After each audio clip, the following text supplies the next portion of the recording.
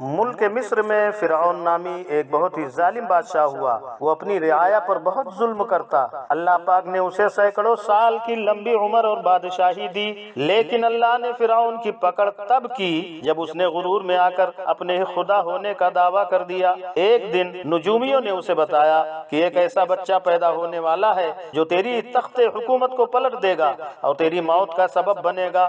پھر تو فرعون اور بربر ہو گیا اور اس نے ہر پیدا ہونے والے بچے کو قتل کا فرمان جاری کر دیا۔ وہ مبارک بچہ کوئی اور نہیں بلکہ سیدنا موسیٰ علیہ السلام تھے۔ آؤ آپ کو بتاتے ہیں وہ حیرت انگیز اور دلچسپ واقعہ کہ کیسے آپ نے کوہ طور پر اللہ پاک سے کلام کیا، دریا کے بیچ راستے نکالے۔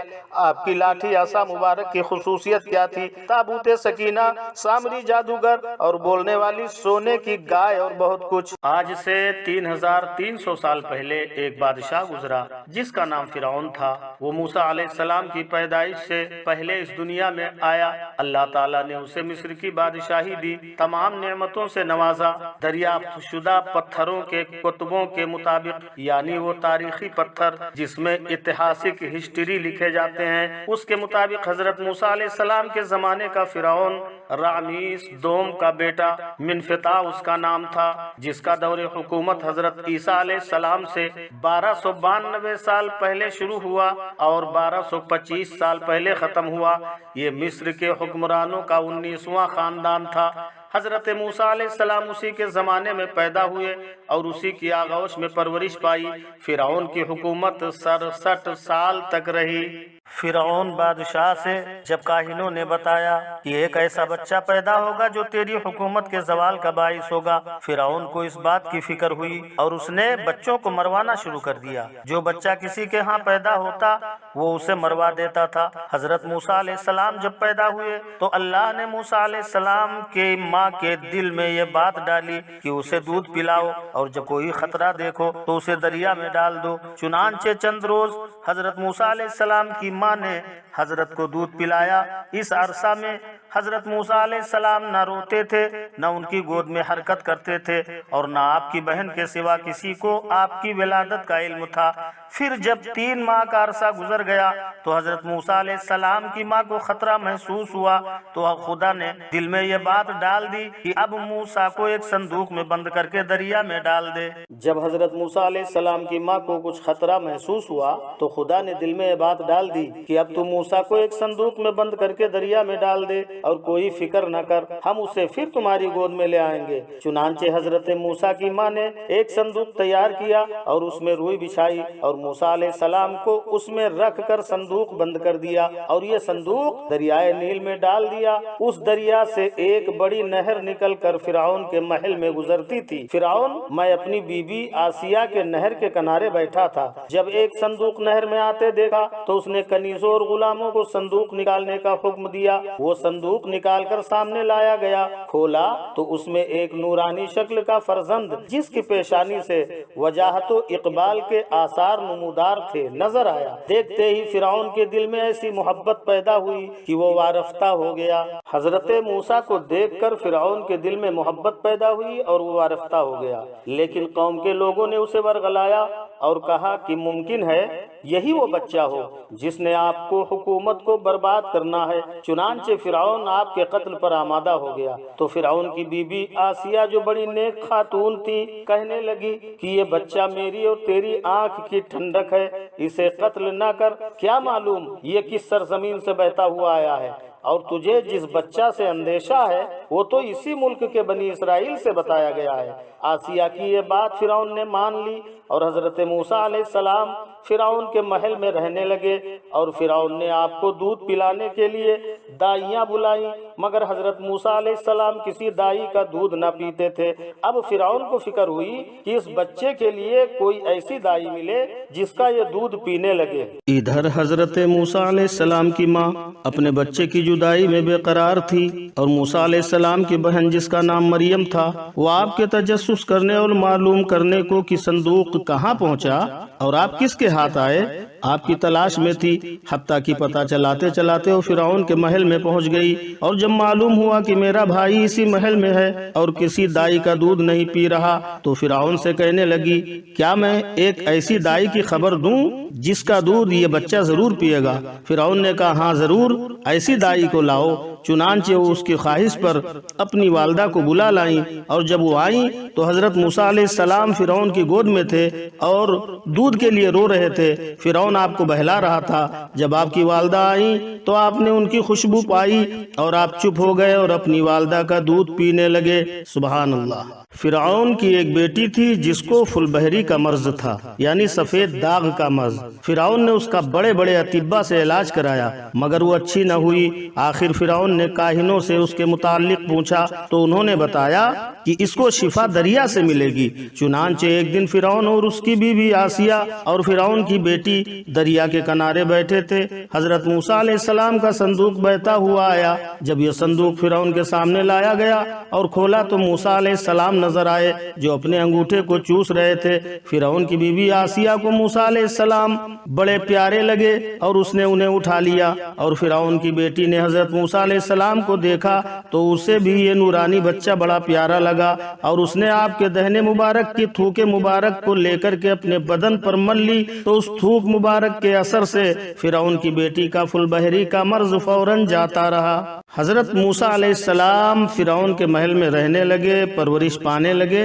حضرت موسیٰ علیہ السلام جب 30 برس کے ہو گئے تو ایک دن فرعون کے محل سے نکل کر شہر میں داخل ہوئے تو آپ نے 2 آدمی آپس میں لڑتے جھگڑتے دیکھا۔ ایک تو فرعون کا باورچی تھا اور دوسرا حضرت موسیٰ علیہ السلام کی قوم بنی اسرائیل میں سے تھا۔ فرعون کا باورچی لکڑیوں کا گٹھا اس دوسرے آدمی پر لاد کر اسے حکم دے رہا تھا کہ وہ فرعون کے باورچی خانہ تک وہ لکڑیاں لے چلے۔ حضرت موسیٰ علیہ السلام نے یہ بات دیکھی تو فرعون کے باورچی سے فرمایا، اس غریب آدمی پر ظلم نہ کر، لیکن وہ باز نہ آیا اور بد زبانی پر اتر آیا۔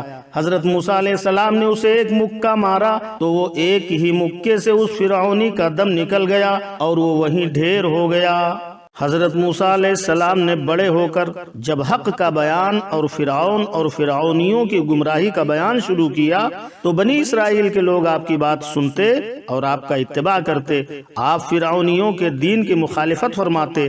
رفتہ رفتہ اس بات کا چرچا ہوا اور فرعونی جستجو میں ہوئے۔ پھر فرعون کے باورچی کا موسیٰ علیہ السلام کے مکہ سے مارا جانا بھی جب ان لوگوں کو معلوم ہوا تو فرعون نے حضرت موسیٰ علیہ السلام کے قتل کا حکم دیا اور لوگ حضرت موسیٰ علیہ السلام کی تلاش میں نکلے۔ فرعونیوں میں سے ایک نیک مرد موسیٰ علیہ السلام کا خیر خواہ بھی تھا۔ وہ دوڑا ہوا آیا اور موسیٰ علیہ السلام کو خبر دی اور کہا، آپ یہاں سے کہیں اور تشریف لے جائیے۔ حضرت موسیٰ علیہ السلام اسی حالت میں نکل پڑے اور مدین کی طرف رخ کیا۔ مدین کا وہ مقام ہے جہاں حضرت شعیب علیہ السلام تشریف رکھتے تھے۔ جب حضرت موسیٰ علیہ السلام نکلے فرعون کے محل سے اور مدین کی طرف رخ کیا تو نہ کوئی سواری ساتھ تھی نہ کوئی ہمراہی۔ چنانچہ اللہ نے ایک فرشتہ بھیجا جو آپ کو مدین تک لے گیا۔ حضرت شعیب علیہ السلام اسی شہر میں رہتے تھے۔ آپ کی 2 لڑکیاں بھی تھیں اور بکریاں آپ کا ذریعہ معاش تھا۔ مدین میں ایک کنواں تھا۔ حضرت موسیٰ علیہ السلام پہلے اسی کنویں پر پہنچے اور آپ نے دیکھا کہ بہت سے لوگ اس کنویں سے پانی کھینچتے ہیں اور اپنے جانوروں کو پلا لیتے ہیں، اور حضرت شعیب علیہ السلام کی 2 لڑکیاں بھی اپنی بکریوں کو الگ روک کر وہیں کھڑی ہیں۔ حضرت موسیٰ علیہ السلام نے ان لڑکیوں سے پوچھا کہ تم اپنی بکریوں کو پانی کیوں نہیں پلاتی؟ انہوں نے کہا کہ ہم سے ڈول کھینچا نہیں جاتا، یہ لوگ چلے جائیں گے تو جو پانی حوض میں بچ رہے گا تو وہ ہم اپنی بکریوں کو پلا لیں گے۔ حضرت شعیب علیہ السلام کی لڑکیوں سے جب یہ باتیں آپ نے سنی تو حضرت موسیٰ علیہ السلام کو رحم آ گیا، اور پاس ہی جو ایک دوسرا کنواں تھا جس پر ایک بہت بڑا پتھر ڈھکا ہوا تھا اور جس کو بہت سے آدمی مل کر ہٹا سکتے تھے، آپ نے تنہا اس کو ہٹا دیا اور اس میں سے ڈول کھینچ کر ان کی بکریوں کو پانی پلا دیا۔ گھر جا کر ان 2 لڑکیوں نے حضرت شعیب علیہ السلام سے کہا، ابا جان، ایک بڑا نیک اور قوی طاقتور نوارد مسافر آیا ہے جس نے آج ہم پر رحم کھا کے ہماری بکریوں کو سیراب کر دیا لائے۔ حضرت شعیب علیہ السلام نے ایک صاحبزادی سے فرمایا کہ جاؤ اور اس مرد صالح کو میرے پاس بلا لاؤ۔ چنانچہ بڑی صاحبزادی چہرہ کو آستین سے ڈھکے ہوئے اور جسم کو چھپائے ہوئے بڑی شرم و حیا سے چلتی ہوئی حضرت موسیٰ علیہ السلام کے پاس آئی اور کہا کہ آپ میرے والد کے پاس چلیں، میرے والد آپ کو بلاتے ہیں۔ لڑکی نے حضرت موسیٰ علیہ السلام سے کہا آپ میرے والد کے پاس چلیں تاکہ آپ کو اجرت دیں۔ حضرت موسیٰ علیہ السلام اجرت لینے پر تو راضی نہ ہوئے۔ حضرت شعیب علیہ السلام کی زیارت اور ان کی ملاقات کے لیے چل پڑے اور ان صاحبزادی سے فرمایا کہ آپ میرے پیچھے رہ کر رستہ بتاتی جائیے۔ یہ آپ نے پردے کے اہتمام سے فرمایا اور اسی طرح تشریف لائے۔ جب حضرت شعیب علیہ السلام کے پاس پہنچے تو حضرت شعیب علیہ السلام سے آپ نے فرعون کا حال اور اپنی ولادت سے لے کر فرعون کے باورچی کے مارے جانے تک کا سب قصہ سنایا۔ حضرت شعیب علیہ السلام نے فرمایا اب کوئی فکر نہ کرو، تم ظالموں سے بچ کر چلے آئے، اب یہی میرے پاس رہو۔ سبحان اللہ۔ یہ حضرت موسیٰ علیہ السلام کی زندگی کا وہ نورانی منظر اور واقعہ جس کو آپ سنتے چلے آ رہے ہیں اور آپ سنتے بھی جائیے۔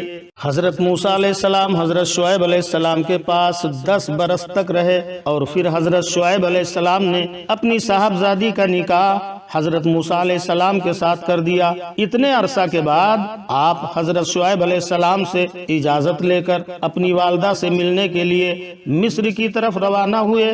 آپ کی بیوی بھی ساتھ تھی۔ راستے میں جبکہ آپ رات کے وقت ایک جنگل میں پہنچے تو راستہ گم ہو گیا۔ اندھیری رات اور سردی کا موسم تھا۔ اس وقت آپ نے جنگل میں دور ایک چمکتی ہوئی آگ دیکھی اور بیوی سے فرمایا کہ تم یہاں ٹھہرو، میں نے وہ دور آگ دیکھی ہے، میں وہاں جاتا ہوں، شاید وہاں سے کچھ خبر ملے اور تمہارے تاپنے کے لیے کچھ آگ بھی لا سکوں۔ چنانچہ آپ اپنی بیوی کو وہیں بٹھا کر اس آگ کی طرف چلے۔ چونکہ حضرت موسیٰ علیہ السلام اور ان کی بیوی حضرت سفورہ رضی اللہ تعالی عنہ ساتھ میں تھے، تنے تنہا یہ دو ہی حضرات سفر کر رہے تھے۔ رات میں جب سردی لگی اور جب دور آگ نظر آئی تو آپ نے اپنی بیوی کو وہیں بٹھا کر اس آگ کی طرف چلے اور جب اس کے پاس پہنچے تو وہاں ایک سرسبز و شاداب درخت دیکھا جو اوپر سے نیچے تک نہایت روشن تھا اور جتنا اس کے قریب جاتے ہیں وہ دور ہو جاتا ہے اور جب ٹھہر جاتے ہیں یعنی رک جاتے ہیں تو وہ درخت قریب ہو جاتا ہے۔ آپ اس نورانی درخت کے اس عجیب حال کو دیکھ رہے تھے کہ اس درخت سے آواز آئی، اے موسیٰ، میں سارے جہانوں کا رب اللہ ہوں، تم بڑے پاکیزہ مقام میں آ گئے ہو، اپنے جوتے اتار ڈالو اور جو تجھے وحی ہوتی ہے کان لگا کر سنو، میں نے تجھے پسند کر لیا اور تجھے نبوت عطا کر دی۔ حضرت موسیٰ علیہ السلام کو اللہ تبارک و تعالی نے نبوت عطا فرمائی اور یہ نبوت ایک نعمت ہے اللہ تبارک و تعالی کی طرف سے، اللہ کی عطائے محض ہے یہ نبوت، اس میں محنت اور کسب کو دخل نہیں ہے، یعنی نبوت کسی کورس کو پورا کرنے اور محنت کرنے سے نہیں ملتی، بلکہ اللہ جسے چاہتا ہے اس شرف سے مشرف فرما دیتا ہے۔ جیسے موسیٰ علیہ السلام کی گئے تھے آگ لینے کو اور آئے نبوت لے کر، اور یہ سلسلہ حضور صلی اللہ تعالی علیہ وآلہ وسلم تک جاری رہا۔ پھر جو شخص یہ کہے اہدنا الصراط المستقیم پڑھنے سے آدمی نبی بن سکتا ہے، وہ کس قدر جاہل ہے، کیونکہ کوئی اپنی کسب سے، اپنی عبادت سے، اپنی بندگی سے، اپنی مجاہدے سے نبوت نہیں پا سکتا۔ نبوت اسے ہی ملتی ہے جسے اللہ نوازتا ہے۔ حضرت موسیٰ علیہ السلام کو اللہ تبارک و تعالی نے نبوت عطا کی اور معجزات بھی عطا فرمائے۔ حضرت موسیٰ علیہ السلام کے ہاتھ میں ایک عصا تھا۔ خدا نے فرمایا، اے موسیٰ، ذرا اس عصا کو زمین پر تو ڈالو۔ حضرت نے اسے زمین پر ڈالا تو وہ یہ خوفناک سانپ بن کر لہرانے لگا۔ حضرت موسیٰ علیہ السلام نے یہ منظر دیکھ کر پیٹھ موڑ لی اور پیچھے مڑ کر نہ دیکھا۔ خدا نے فرمایا، اے موسیٰ، ڈرو نہیں، اسے پکڑ لو، یہ پھر وہی عصا بن جائے گا۔ چنانچہ آپ نے اس سانپ کو پکڑا تو وہ پھر عصا بن گیا۔ اللہ تعالیٰ نے یہ بھی ایک معجزہ عطا فرما کر موسیٰ علیہ السلام سے فرمایا کہ اب فرعون کی طرف جاؤ اور اسے ڈراؤ اور اس کو سمجھاؤ کہ وہ کفر و طغیانی کو چھوڑ دے، اور اگر وہ معجزہ طلب کرے تو یہ عصا ڈال کر اسے دکھاؤ۔ انبیاء علیہ السلام کو اللہ تعالیٰ نے بڑے بڑے معجزات عطا فرمائے ہیں اور وہ ایسے ایسے کام کر دکھاتے ہیں جو دوسرے ہرگز نہیں کر سکتے۔ حضرت موسیٰ علیہ السلام شرف نبوت سے مشرف ہو کر جب فرعون کے پاس پہنچے تو اس سے فرمایا کہ اے فرعون، میں اللہ کا رسول ہوں اور حق و صداقت کا عالم بردار ہوں، دعویٰ خدائی چھوڑ اور ایک اللہ کا پرستار بن، یعنی ایک اللہ کی عبادت کر، اس کی بندگی کر۔ فرعون نے کہا اگر تم اللہ کے رسول ہو تو کوئی نشانی دکھاؤ۔ حضرت موسیٰ علیہ السلام نے فرمایا تو لو دیکھو، آپ نے عصا مبارک زمین پر ڈال دیا۔ جب آپ نے وہ عصا زمین پر ڈالا تو وہ ایک بڑا اژدہا بن گیا، زرد رنگ، منہ کھولے ہوئے، زمین سے 1 میل اونچا اپنی دم پر کھڑا ہو گیا، اور ایک جبڑا اس نے زمین پر رکھا اور ایک قصر شاہی کی دیوار پر۔ حضرت موسیٰ علیہ السلام کا عصا اژدہا بن گیا، اتنا بڑا کہ وہ زرد رنگ کا منہ کھولے ہوئے زمین سے 1 میل اونچا اپنی دم پر کھڑا ہو گیا، اور ایک جبڑا اس نے زمین پر رکھا اور ایک قصر شاہی کی دیوار پر۔ پھر اس نے فرعون کی طرف رخ کیا تو ایسی بھاگ پڑی کہ ہزاروں آدمی کچل کر مر گئے۔ فرعون گھر میں جا کر چیخنے لگا اور کہنے لگا اے موسیٰ، تمہیں اس کی قسم ہے جس نے تجھے رسول بنایا، اس کو پکڑ لو۔ حضرت موسیٰ علیہ السلام نے اس کو اٹھا لیا تو وہ مثل سابق عصا تھا اور فرعون کی جان میں جان آئی۔ پیغمبر بڑی شان و شوکت اور عظیم طاقت کا مالک ہوتا ہے، اور بڑے سے بڑا بادشاہ بھی اس کا مقابلہ نہیں کر سکتا۔ حضرت موسیٰ علیہ السلام کے عصا کا سانپ بن جانا فرعون کے لیے بڑی مشکل کا باعث ہوا۔ فرعون کے درباری فرعون سے کہنے لگے کہ موسیٰ کہیں سے جادو سیکھ آیا ہے، اب تم بھی اپنی ساری مملکت سے جادوگروں کو جمع کرو اور ان کو موسیٰ کے مقابلے میں لاؤ۔ چنانچہ فرعون نے اپنے آدمی ساری مملکت میں بھیج دیے اور وہ ہر مقام سے جادوگروں کو جمع کر کے لے آئے۔ جب ہزاروں کی تعداد میں جادوگر جمع ہو گئے تو فرعون نے حضرت موسیٰ علیہ السلام کو ان جادوگروں سے مقابلہ کرنے کا چیلنج دیا۔ حضرت موسیٰ علیہ السلام نے وہ چیلنج قبول کر لیا۔ فرعون نے پوچھا دن کون سا ہوگا؟ آپ نے فرمایا تمہارے میلے کا دن مقرر کرتا ہوں۔ یہ فرعونیوں کا ایک ایسا دن تھا جس دن وہ زینتیں کر کر کے دور دور سے جمع ہوتے تھے۔ حضرت موسیٰ علیہ السلام نے یہ دن اس لیے مقرر فرمایا، یہ روز ان کی غایت و شوکت کا دن ہوگا۔ اس دن کو مقرر کرنا سب لوگوں پر حق واضح کر دینے کے لیے تھا۔ اور جب حضرت موسیٰ علیہ السلام نے اپنی لاٹھی ڈالی، عصا ڈالا، تو اژدہا بن کے ساری رسیاں اور سانپوں کو نگل گیا۔ اور جب حضرت موسیٰ علیہ السلام نے اسے دست مبارک میں لیا تو پہلے کی طرح وہ پھر عصا بن گیا اور اس کا حجم اور وزن اپنے حال پر رہا۔ یہ دیکھ کر جادوگروں نے پہچان لیا کہ عصائے موسیٰ سحر نہیں ہے اور قدرت بشری ایسا کرشمہ نہیں دکھا سکتی، ضرور یہ امر آسمانی ہے۔ یہ بات سمجھ کر وہ سب کے سب آمنا برب العالمین کہتے ہوئے سجدے میں گر گئے اور ایمان لے آئے۔ ساری خدائی ایک طرف، فضل الہی ایک طرف کے مصداق ساری دنیا مقابلہ کو آ جائے، مگر فتح و نصرت اسی طرف ہوگی جس طرف تائید حق ہوگی اور باطل کو کبھی فروغ نہ ہوگا۔ حضرت موسیٰ علیہ السلام کے عصا مبارک کا اژدہا بن جانا دیکھ کر فرعون کے خوش نصیب جادوگر حضرت موسیٰ علیہ السلام پر ایمان لے آئے، لیکن فرعون اور اس کی سرکش قوم اپنے کفر سے باز نہ آئی۔ حضرت موسیٰ علیہ السلام نے یہ سرکشی دیکھ کر ان کے حق میں بددعا فرما دی اور عرض کیا کہ یا الہی، فرعون بہت سرکش ہو گیا ہے اور اس کی قوم بھی عہد شکن اور مغرور ہو گئی۔ انہیں اپنے عذاب میں گرفتار کر جو ان کے لیے سزا ہو اور میری قوم اور بعد والوں کے لیے عبرت۔ حضرت موسیٰ علیہ السلام کی یہ دعا قبول ہو گئی اور اللہ نے فرعونیوں پر ایک طوفان بھیجا، ابر آیا، اندھیرا چھا گیا اور کثرت سے بارش ہونے لگی۔ فرعونیوں کے گھر میں پانی ان کی گردنوں تک آ گیا۔ فرعونیوں کے گھر میں پانی ان کی گردنوں تک آ گیا، ان میں جو بیٹھا ڈوب گیا، نہ ہل سکتے تھے نہ کچھ کام کر سکتے تھے۔ سنیچر سے سنیچر تک 7 روز تک ایسی مصیبت میں مبتلا رہے اور قدرت خداوندی کا کرشمہ دیکھیے کہ باوجود یہ کہ بنی اسرائیل کے گھر ان فرعونیوں کے گھر سے متصل تھے، یعنی قریب تھے، ملے ہوئے تھے، مگر بنی اسرائیل کے گھروں میں پانی نہ آیا۔ جب یہ لوگ عاجز ہوئے تو حضرت موسیٰ علیہ السلام سے عرض کیا کہ ہمارے لیے اس مصیبت کے ٹل جانے کی اپنے رب سے دعا فرمائیے، یہ مصیبت ٹل گئی تو ہم آپ پر ایمان لے آئیں گے۔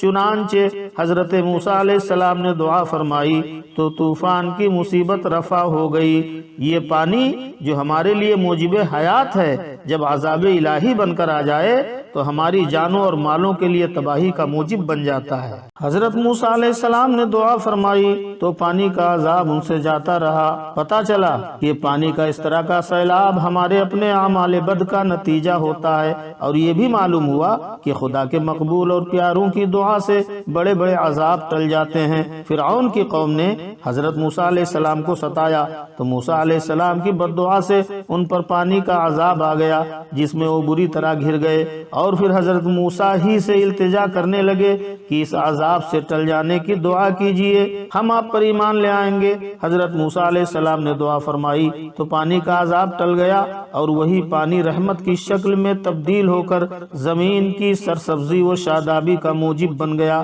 کھیتیاں خوب ہوئیں، ہری بھری ہو گئیں، درخت خوب پھلے۔ اس طرح کی سرسبزی پہلے کبھی نہ دیکھی تھی۔ فرعونی کہنے لگے یہ پانی نہیں نعمت تھا۔ جب عذاب پانی کا ٹل گیا تو فرعونی کہنے لگے یہ پانی تو نہیں، یہ پانی تو میرے لیے نعمت تھا، عذاب نہیں تھا، ہمیں موسیٰ پر ایمان لانے کی کیا حاجت ہے۔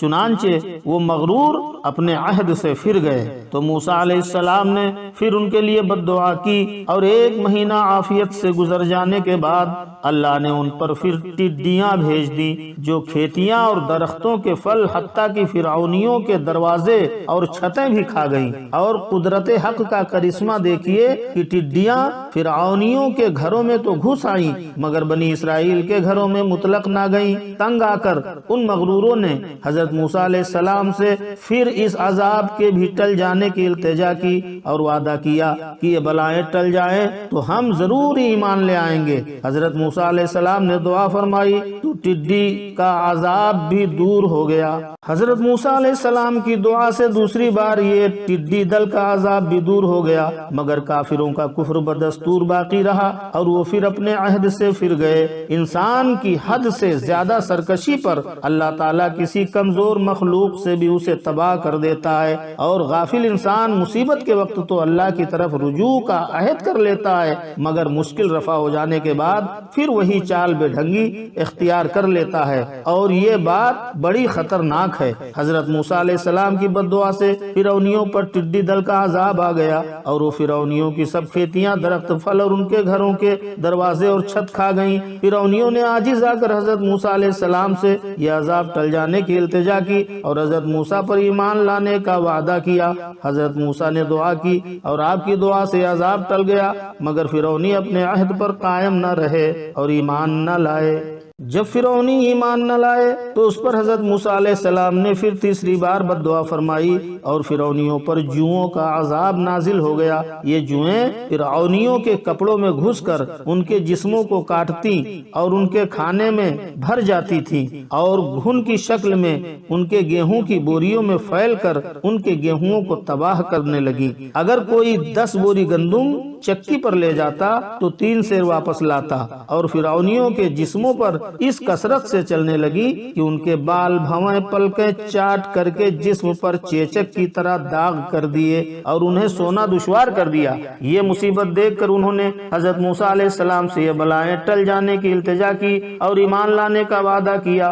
حضرت موسیٰ علیہ السلام نے دعا کی اور یہ بھی بلا ٹل گئی، مگر وہ کافر اپنے عہد پر قائم نہ رہے اور کفر سے باز نہ آئے۔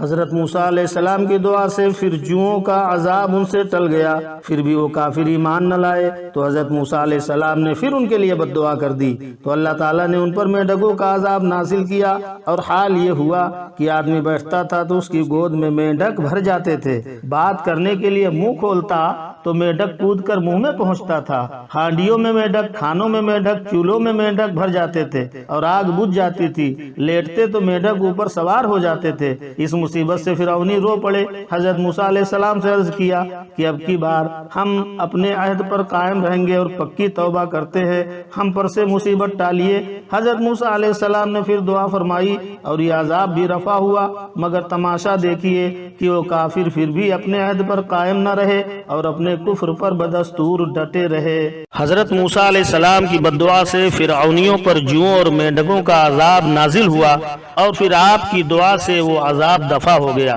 مگر فرعونی پھر بھی ایمان نہ لائے اور کفر پر قائم رہے۔ حضرت موسیٰ علیہ السلام نے پھر بددعا فرمائی تو تمام کنوؤں کا پانی، نہروں اور چشموں کا پانی، دریائے نیل کا پانی، غرض ہر پانی ان کے لیے تازہ خون بن گیا، اور وہ اس نئی مصیبت سے بہت ہی پریشان ہوئے۔ جو پانی بھی اٹھاتے ان کے لیے خون بن جاتا، اور قدرت کا کرشمہ دیکھیے کہ بنی اسرائیل کے لیے پانی پانی ہی تھا، مگر فرعونیوں کے لیے ہر پانی خون بن گیا تھا۔ آخر تنگ آ کر فرعونیوں نے بنی اسرائیل کے ساتھ مل کر ایک ہی برتن سے پانی لینے کا ارادہ کیا، تو جب بنی اسرائیل نکالتے تو پانی نکلتا، اور جب فرعونی نکالتے تو اسی برتن سے خون نکلتا۔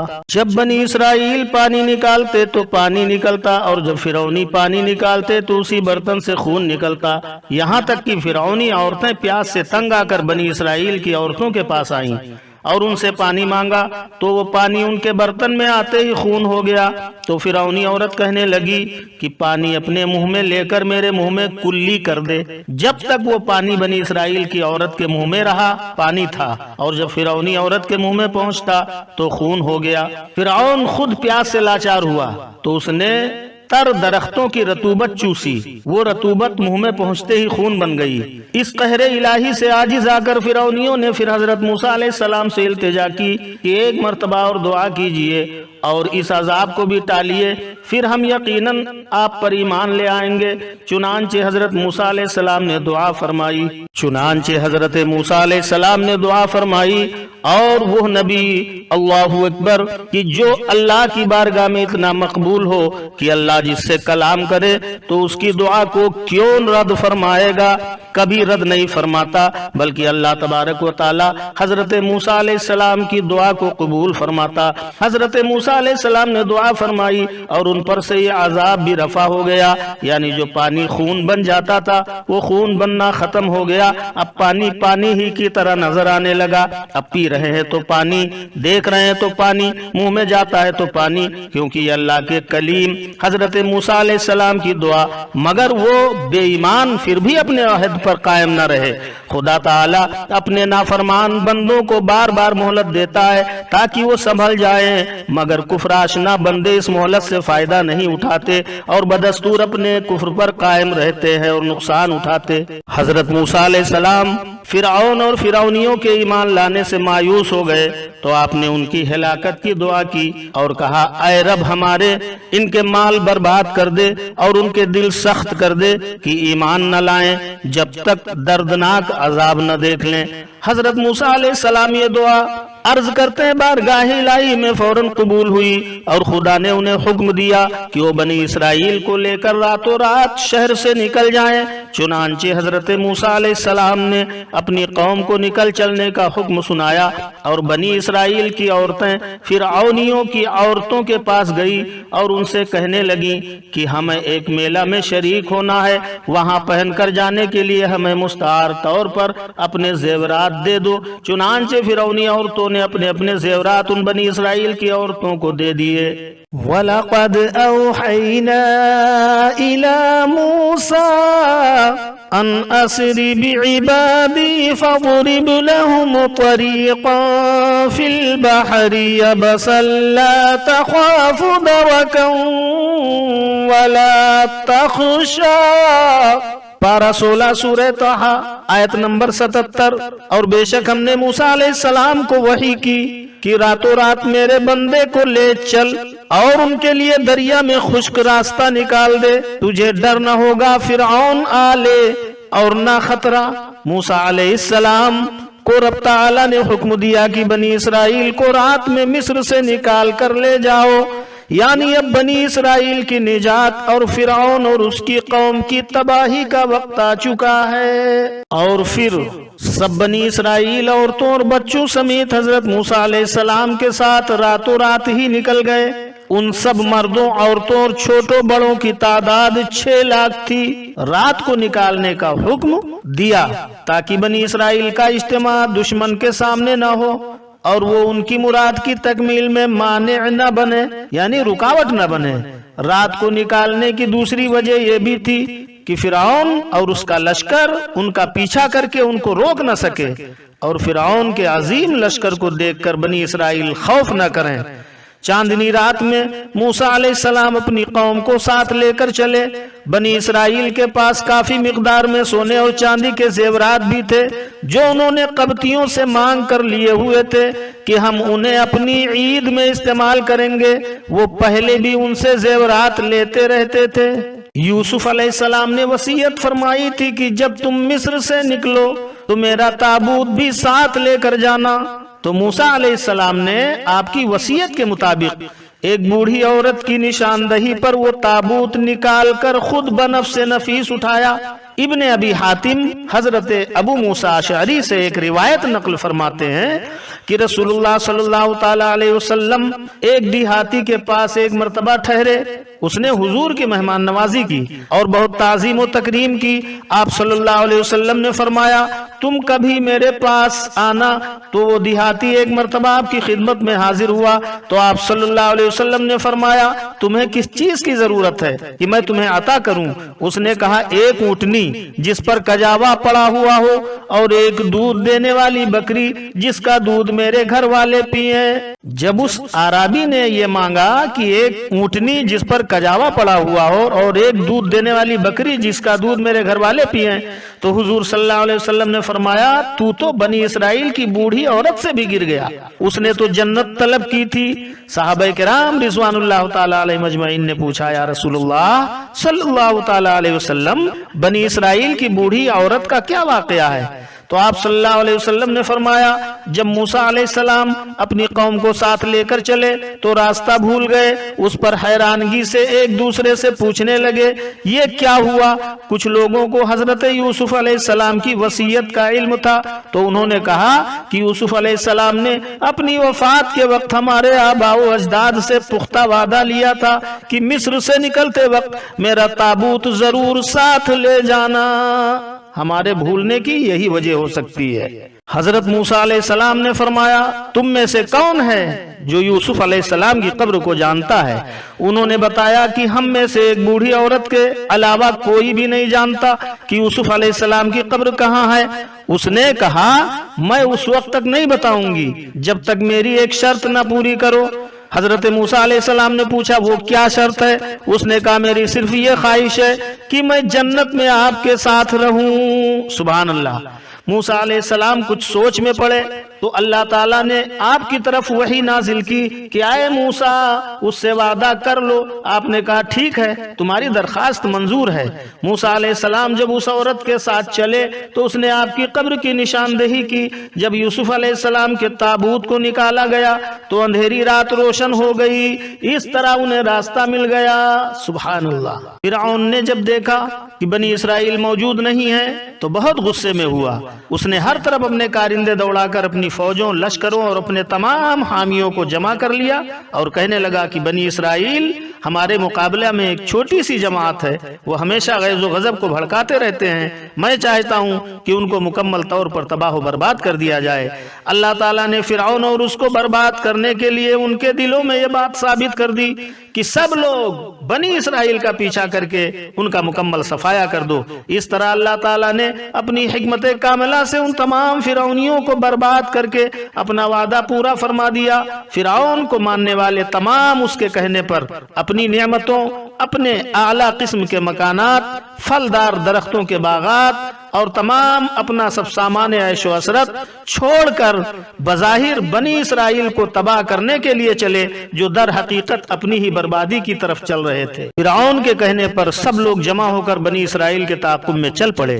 دریائے قلزم کے کنارے پر ان کے سامنے پہنچ کر بنی اسرائیل نے جب دیکھا تو کہنے لگے کہ اب تو ہم پکڑ لیے جائیں گے۔ ان کے دلوں میں پہلے ہی فرعون کا رعب چھایا ہوا تھا اور وہ تعداد میں بھی فرعونیوں سے بہت کم تھے اور کسی قسم کا ان کے پاس کوئی اسلحہ بھی نہیں تھا۔ اس لیے ان پر بہت زیادہ خوف طاری ہوا۔ تو موسیٰ علیہ السلام نے کہا کہ میرا رب تعالی میرے ساتھ ہے، وہ ابھی میری رہنمائی فرمائے گا۔ رب قرآن میں فرماتا ہے فَأَوْحَيْنَا إِلَى مُوسَىٰ أَنِ اضْرِب بِّعَصَاكَ الْبَحْرَ فَانفَلَقَ فَكَانَ كُلُّ فِرْقٍ كَالطَّوْدِ الْعَظِيمِ۔ تو ہم نے موسیٰ علیہ السلام کو وحی فرمائی کہ دریا پر اپنا عصا مار۔ اللہ تعالیٰ نے موسیٰ علیہ السلام کو حکم دیا کہ اپنا عصا دریا پر مارو۔ آپ نے جب اپنا عصا یعنی لاٹھی دریا پر مارا تو دریا پھٹ گیا، اس نے راستہ چھوڑ دیا۔ درمیان میں خشک راستہ اور ادھر ادھر پانی کی بلندی اتنی عظیم تھی جیسے بڑے بڑے پہاڑ ہوں۔ بنی اسرائیل چونکہ 12 قبائل تھے، ایک ہی راستے میں ایک دوسرے کے ساتھ چلنا مناسب نہیں سمجھتے تھے، اس لیے ہر قبیلہ کے لیے علیحدہ علیحدہ راستہ بنایا گیا، یعنی دریا میں 12 راستے بنائے گئے۔ ہر راستہ کے دائیں بائیں پانی کی بلندی عظیم پہاڑوں جیسے تھی۔ وہ کہنے لگے کہ ہمیں کیا معلوم ہے کہ ہمارے دوسرے بھائی زندہ ہیں یا پانی کی طغیانی میں غرق ہو چکے ہیں۔ تو درمیان سے روشن دانوں کی طرح پانی کو ہٹا دیا گیا، وہ ایک دوسرے کو دیکھتے ہوئے دریا عبور کر گئے۔ فرعون اور اس کے لشکر نے بھی دریا میں راستہ دیکھ کر اپنے گھوڑے دوڑائے، لیکن وہ بنی اسرائیل کو نہ پا سکے۔ حضرت صائب رضی اللہ تعالیٰ عنہ سے مروی ہے کہ فرعونیوں اور بنی اسرائیل کے درمیان جبریل امین تھے۔ بنی اسرائیل کے پچھلے لوگوں کے دلوں میں یہ بات ڈال رہے تھے کہ جلدی چلو اگلے لوگوں سے مل جاؤ، اور فرعونیوں کے دلوں میں یہ بات ڈال رہے تھے کہ آہستہ چلو، پچھلے لوگوں کو ساتھ ملنے دو۔ بنی اسرائیل جب دریا عبور کر چکے اور فرعونی ابھی درمیان میں ہی پہنچے تھے تو پانی آپس میں مل گیا، کیونکہ رب تبارک و تعالیٰ کا حکم ہوا پانی کو کیا ہے پانی آپس میں مل جا۔ اس طرح فرعون اور اس کی قوم کے تمام لوگ، ایک روایت کے مطابق یہ 6 لاکھ کی تعداد میں تھے، غرق ہو گئے۔ بنی اسرائیل یہ تمام ماجرا اپنی آنکھوں سے دیکھ رہے تھے۔ سبحان اللہ، سبحان اللہ، مالک الملک کی کتنی عظیم قدرت ہے کہ وہ شخص جو کبھی انا ربکم الاعلی، میں تمہارا بڑا رب ہوں کا دعویٰ کرتا تھا، یعنی فرعون، آج جب اس کی گرفت میں آتا ہے تو دریا کی طغیانی میں شدید موجوں کے تھپیڑوں میں آتے ہی ایک مرتبہ نہیں بلکہ 3 مرتبہ ایمان لاتا ہے۔ ایک مرتبہ کہتا ہے آمنتو، میں ایمان لایا۔ دوسری مرتبہ کہتا ہے انہو لا الہ الا الذی آمنت بھی بنو اسرائیل، کوئی سچا معبود نہیں سوا اس کے جس پر بنی اسرائیل ایمان لائے۔ تیسری مرتبہ کہتا ہے وَأَنَا مِنَ الْمُسْلِمِينَ، اور میں مسلمان ہوں۔ فرعون جب ڈوبنے لگا دریا میں تب 3 بار ایمان لایا، لیکن یہ اس کا ایمان لانا قبول نہ ہوا، کیونکہ رب تعالیٰ کے عذاب کو دیکھ کر فرشتوں کا سامنا کرتے ہوئے ایمان لانا نفع مند نہیں ہو سکتا۔ قرآن کہہ رہا ہے فَلَمْ يَكُ يَنْفَعُهُمْ إِيمَانُهُمْ لَمَّا رَأَوْا بَأْسَنَا، تو ان کے ایمان نے انہیں کام نہ دیا جب انہوں نے ہمارا عذاب دیکھ لیا۔ رب تعالیٰ نے فرمایا اب تو ایمان لاتا ہے، پہلے نافرمانیاں کرتا رہا اور فساد پھیلاتا رہا، یعنی پہلے تمہیں ایمان لانے کا کتنا وقت دیا، کئی مرتبہ تجھے آزمائش میں مبتلا کر کے ایمان لانے کی طرف سوچنے کے مواقع فراہم کیے، لیکن اس وقت تو ایمان نہ لایا۔ اب غرق ہونے پر تیرے ایمان لانے کو قبول نہیں کیا جا سکتا۔ اب تو تیرے جسم کو دریا کی موجوں سے باہر پھینک کر لوگوں کے لیے نشانیاں بنا دیں گے۔ رب نے فرمایا کہ اب غرق ہونے پر تیرے ایمان لانے کو قبول نہیں کیا جا سکتا، اب تو تیرے جسم کو دریا کی موجوں سے باہر پھینک کر لوگوں کے لیے نشانی بنایا جائے گا، سب کو پتا چل جائے کہ آج خدائی کا دعوے دار غرق ہو کر مردہ حالت میں پڑا ہے۔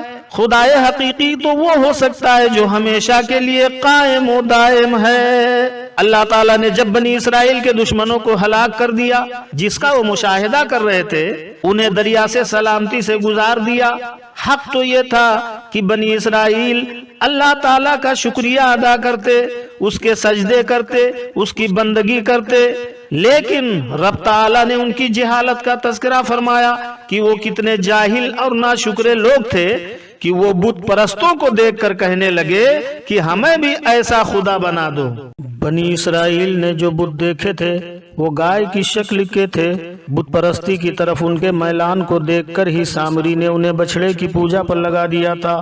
موسیٰ علیہ السلام نے انہیں کہا کہ تم تو جاہل لوگ ہو کیا؟ تمہیں معلوم نہیں کہ عبادت تو اعلیٰ درجے کی تعظیم کا نام ہے، اور اعلیٰ درجے کی تعظیم اسی ذات کی ہو سکتی ہے جس کے عظیم انعامات ہوں، اور سب سے بڑے انعامات جس کی تخلیق، زندگی عطا کرنا، خواہشات، قدرت عطا کرنا اور نفع بخش اشیاء کا پیدا کرنا، ان چیزوں پر قادر سوائے اللہ تعالیٰ کے اور کوئی نہیں، عبادت کے لائق بھی اس کے سوا کوئی نہیں۔ موسیٰ علیہ السلام نے اپنی قوم کو پہلے ہی بتا دیا تھا کہ جب اللہ تعالیٰ ہمیں فرعونیوں سے نجات دے گا تو میں تمہیں رب تعالیٰ سے ایک کتاب لا کر دوں گا جس میں حرام و حلال، امر و نہیں یعنی نیکی برائی کا ذکر ہوگا۔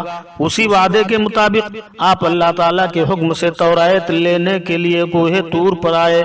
اللہ تعالیٰ نے موسیٰ علیہ السلام سے وعدہ فرمایا کہ تم طور پر آؤ، تمہیں 40 دنوں کے بعد کتاب دی جائے گی۔ آپ کو حکم دیا گیا کہ تم 30 دن ایسے نیک اعمال کرنا جو میرے قرب کا ذریعہ بنے، پھر 10 دنوں میں تمہیں کتاب عطا کر دی جائے گی۔ اسی طرح 30 دنوں کا وعدہ 40 دنوں تک ہوا، اور یہ بھی بیان کیا گیا ہے کہ موسیٰ علیہ السلام کو ذی القعدہ کے 30 روزے رکھنے کا حکم دیا۔ جب آپ نے 30 دن کے روزے مکمل کر لیے تو منہ میں بو نامناسب سمجھ کر مسواک کی۔ فرشتوں نے کہا کہ ہم تو تمہارے منہ سے کستوری کی خوشبو سونگ رہے تھے، لیکن تم نے مسواک کر کے ضائع کر دی۔ تو اللہ تعالیٰ نے آپ کو وحی دی کہ کیا تمہیں معلوم نہیں کہ روزے دار کے منہ کی بو میرے نزدیک کستوری سے بھی زیادہ اچھی ہے۔ موسیٰ علیہ السلام نے جاتے ہوئے اپنے بڑے بھائی ہارون علیہ السلام کو اپنا نائب بنایا، جو خود بھی مستقل نبی تھے۔ یہ نیابت نبوت میں نہیں تھی بلکہ رسالت میں تھی، یعنی حضور حضرت ہارون علیہ السلام فقط نبی تھے اور موسیٰ علیہ السلام رسول بھی تھے، اس لیے آپ نے انہیں اپنے منصب رسالت کا نائب اور خلیفہ بنایا، وہ بھی فقط طور سے واپسی تک۔ دوسری وجہ یہ ہے کہ آپ کا ارشاد ایک محاورہ کے مطابق ہے، یعنی جس طرح دو شخصوں کے ذمے کوئی کام لگایا جائے تو ان میں سے ایک کو اگر کہیں جانا ہو تو دوسرے سے کہتا ہے، ایک کو اگر جانا ہے تو اس میں دوسرے سے کہتا ہے تم میری جگہ بھی کام کرنا، یعنی بہت زیادہ کوشش سے یہ کام کرنا، ایسے پتہ چلے کہ تم 2 آدمیوں کی جگہ کام کر رہے ہو۔ اللہ تعالیٰ نے حضرت موسیٰ علیہ السلام سے کلام فرمایا، البتہ اس کلام کی حقیقت کو بیان کرنا ممکن نہیں۔ جب حضرت موسیٰ علیہ السلام کلام سننے کے لیے حاضر ہوئے تو آپ نے طہارت کی اور پاکیزہ لباس پہنا اور روزہ رکھ کر طور سینا میں حاضر ہوئے۔ اللہ تعالیٰ نے ایک بادل نازل فرمایا جس نے پہاڑ کو ہر طرف بقدر 4 فرسنگ کے ڈھک لیا۔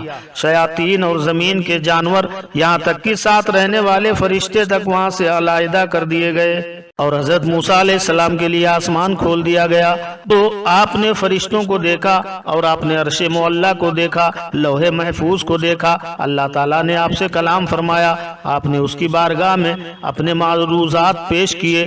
حضرت جبریل علیہ السلام اگرچہ ساتھ تھے لیکن وہ بھی رب تعالیٰ کی قدرت سے موسیٰ علیہ السلام اور رب تعالیٰ کے درمیان ہونے والے کلام کو نہ سن سکے۔ موسیٰ علیہ السلام نے رب تعالیٰ سے کلام کو سن کر ایسی لذت محسوس کی کہ آپ کے دل میں رب تعالیٰ کے وہ دیکھنے کی خواہش پیدا ہو گئی اور عرض کی، اے اللہ تعالیٰ میں تجھے دیکھنا چاہتا ہوں، تو مجھے اپنے دیدار سے مشرف فرما۔ رب تعالیٰ نے فرمایا تم مجھے نہیں دیکھ سکتے، یہ نہیں فرمایا مجھے نہیں دیکھا جا سکتا۔ یہی وجہ ہے کہ حضور صلی اللہ علیہ وسلم نے معراج کی رات رب کا دیدار کیا۔ نیز دیکھنے کی نفی دنیا سے متعلق ہے، جنت میں مومنین رب تعالیٰ کا دیدار کریں گے۔ موسیٰ علیہ السلام کا سوال کرنا ہی اس چیز پر دلالت کر رہا ہے کہ آپ نے ممکن چیز کا سوال کیا۔ اگر رب تعالیٰ کا دیکھنا محال ہوتا تو آپ سوال نہ کرتے۔ رب تعالیٰ نے فرمایا کہ میں اپنی تجلیات کا ظہور پہاڑ پر کرتا ہوں، تم پہاڑ کو دیکھو، اگر تم نے پہاڑ کو دیکھ لیا تو سمجھنا مجھے بھی دیکھ لو گے۔ رب تعالیٰ نے فرمایا تم مجھے نہیں دیکھ سکتے، یہ نہیں فرمایا مجھے نہیں دیکھا جا سکتا۔ یہی وجہ ہے کہ حضور صلی اللہ علیہ وسلم نے معراج کی رات رب کا دیدار کیا۔ نیز دیکھنے کی نفی دنیا سے متعلق ہے، جنت میں مومنین رب تعالیٰ کا دیدار کریں گے۔ موسیٰ علیہ السلام کا سوال کرنا ہی اس چیز پر دلالت کر رہا ہے کہ آپ نے ممکن چیز کا سوال کیا۔ اگر رب تعالیٰ کا دیکھنا محال ہوتا تو آپ سوال نہ کرتے۔ رب تعالیٰ نے فرمایا کہ میں اپنی تجلیات کا ظہور پہاڑ پر کرتا ہوں، تم پہاڑ کو دیکھو، اگر تم نے پہاڑ کو دیکھ لیا تو سمجھنا مجھے بھی دیکھ لو گے۔ حضرت موسیٰ علیہ السلام جب اپنی قوم کے 70 سرکردہ افراد کو ساتھ لے کر طور پر کتاب لینے کے لیے گئے، قوم سے 40 دنوں کا وعدہ کر کے گئے کہ ہم 40 دن میں واپس ہو جائیں گے۔ آپ اپنی قوم کے ان افراد سے ذرا جلدی ہی آگے طور پر پہنچ گئے۔ رب تعالیٰ نے پوچھا تم اپنی قوم کے افراد سے پہلے کیوں آ گئے؟ تو آپ نے عرض کیا اے مولا کائنات، وہ بھی میرے پیچھے آ رہی ہے، میں صرف تیری خوشنودی حاصل کرنے کے لیے جلدی آ گیا۔ طور پر ہی اللہ تعالیٰ نے آپ کو یہ خبر دی تھی کہ تمہاری قوم گمراہ ہو چکی ہے۔ آپ کو گئے ہوئے جب 20 دن مکمل ہو گئے تو سامری سونار نے کہا کہ موسیٰ علیہ السلام کو گئے 20 دن اور 20 راتیں ہو چکی ہیں۔ کیونکہ حضرت موسیٰ علیہ السلام 40 دن کا وعدہ کر کے گئے تھے، تو اس نے اپنی منطق کے چال سے سامری سونار نے کہا کہ ان کو 20 دن اور 20 راتیں ہو چکی ہیں، 40 کی گنتی مکمل ہو گئی، آپ نہیں آئے۔ اس کی وجہ صرف یہ ہے کہ تمہارے پاس فرعونیوں کے زیورات ہیں، وہ تم پر حرام ہیں، اس لیے وہ زیورات تم لوگ مجھے دے دو کہ میں ایک خدا بنا دوں۔ کیونکہ پہلے ہی دیکھ چکا تھا کہ قوم ایسا خدا چاہتی ہے جو انہیں نظر آئے، یہ خود بھی گائے کی پرستش کرتا تھا، اس لیے سامری سونار نے تمام زیورات جمع کر کے انہیں ایک بچڑا بنا دیا۔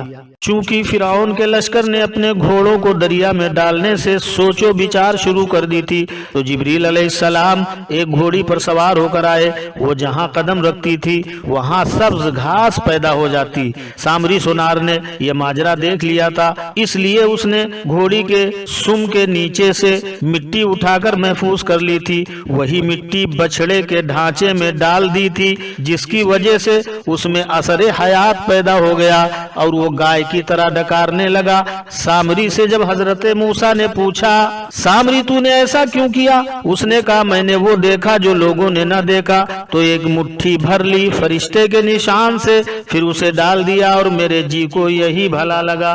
حضرت موسیٰ علیہ السلام قوم کی گمراہی کو دیکھ کر حمیت دینی اور صرف اللہ تعالیٰ کی رضا کی خاطر اتنے شدید غصہ میں آئے کہ آپ سے بے اختیار تورات کی تختیاں گر گئیں، اور اسی بے اختیاری کی صورت میں اپنے بڑے بھائی کے سر اور داڑھی کو پکڑ کر کھینچنے لگے۔ یہی وجہ ہے کہ آپ پر اس کا کوئی مواخذہ نہیں ہوا بلکہ مدح کے ضمن میں آیا۔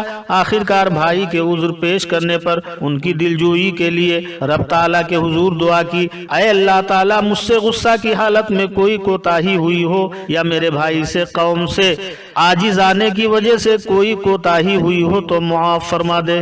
سامری نے بنی اسرائیل سے اس بچڑے کی پرستی شروع کرا دی اور بنی اسرائیل اس بچڑے کے پجاری بن گئے۔ حضرت موسیٰ علیہ السلام جب کوہ طور سے واپس تشریف لائے تو قوم کا یہ حال دیکھ کر بڑے غصے میں آئے اور سامری سے دریافت فرمایا اے سامری یہ تو نے کیا کیا؟ سامری نے بتایا کہ میں دریا سے پار ہوتے وقت جبریل کو گھوڑے پر سوار دیکھا تھا اور میں نے دیکھا کہ جبریل کے گھوڑے کے قدم جس جگہ پر پڑتے ہیں وہاں سبزہ اگاتا ہے۔ میں نے اس گھوڑے کے قدم کی جگہ سے کچھ خاک اٹھا لی اور وہ خاک میں نے بچڑے میں ڈال دی تو وہ بچڑا زندہ ہو گیا۔ سامری بولا کہ وہ بچڑا زندہ ہو گیا اور مجھے یہی بات اچھی لگی ہے، میں نے جو کچھ کیا ہے اچھا کیا ہے۔ حضرت موسیٰ علیہ السلام نے فرمایا اچھا تو جا دور ہو جا، اب اس دنیا میں تیری سزا یہ ہے کہ تو ہر ایک سے یہ کہے گا کہ مجھے چھو نہ جانا، یعنی تیرا یہ حال ہو جائے گا کہ تو کسی شخص کو اپنے قریب نہ آنے دے گا۔ چنانچہ واقعی اس کا حال یہ ہو گیا کہ جو کوئی اس سے چھو جاتا تو اس چھو جانے والے کو اور سامری کو بھی بڑی شدت کا بخار ہوتا اور انہیں بڑی تکلیف ہوتی، اس لیے سامری خود ہی چیخ چیخ کر لوگوں سے کہتا پھرتا کہ میرے ساتھ کوئی نہ لگے، میرے ساتھ کوئی نہ لگے۔ سامری کے لیے یہ بددعا حضرت موسیٰ علیہ السلام کی بڑی کارگر ہوئی اور وہ تڑپتا رہا، کوئی اس کے قریب نہیں آتا تھا، اس سے لوگ دور ہوتے جاتے تھے، اجتناب کر دے جاتے تھے، جو کوئی اس سے چھو جاتا اس کے قریب آ جاتا تو وہ بخار میں مبتلا ہو جاتا۔ اس عذاب دنیا میں گرفتار ہو کر سامری بالکل تنہا رہ گیا اور جنگل کو چلا گیا اور بڑا ذلیل و خوار ہو کر اس دنیا سے مر گیا۔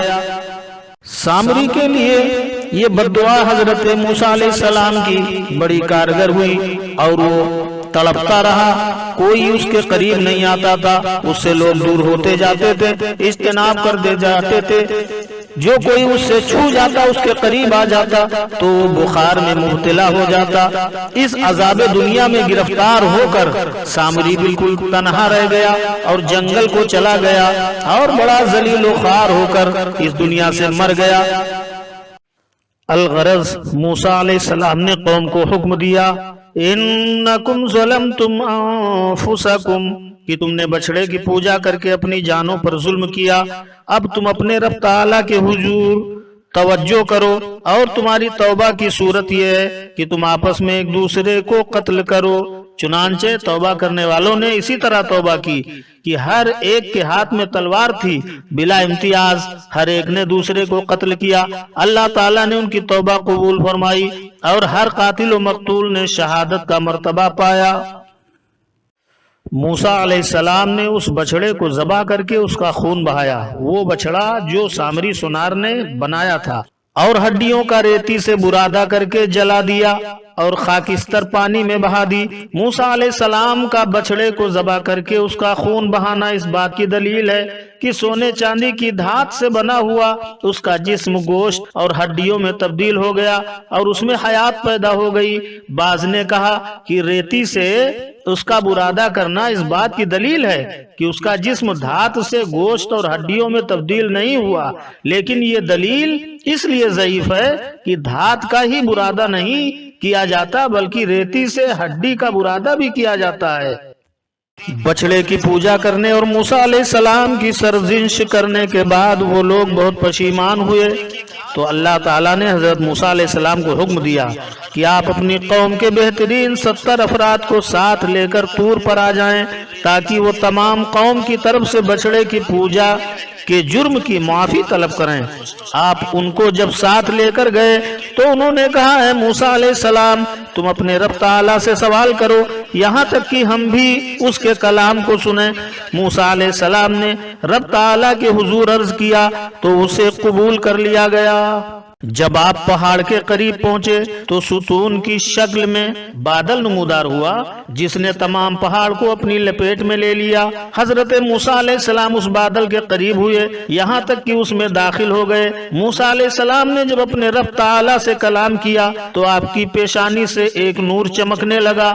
انسانوں میں سے کوئی ایک اسے دیکھنے کی طاقت نہیں رکھتا تھا۔ قوم نے اللہ تعالیٰ کے کلام کو سنا جو اس نے موسیٰ علیہ السلام کو کہا، یہ کرو اور یہ نہ کرو۔ جب کلام کا سلسلہ ختم ہوا تو بادل کو اٹھا لیا گیا۔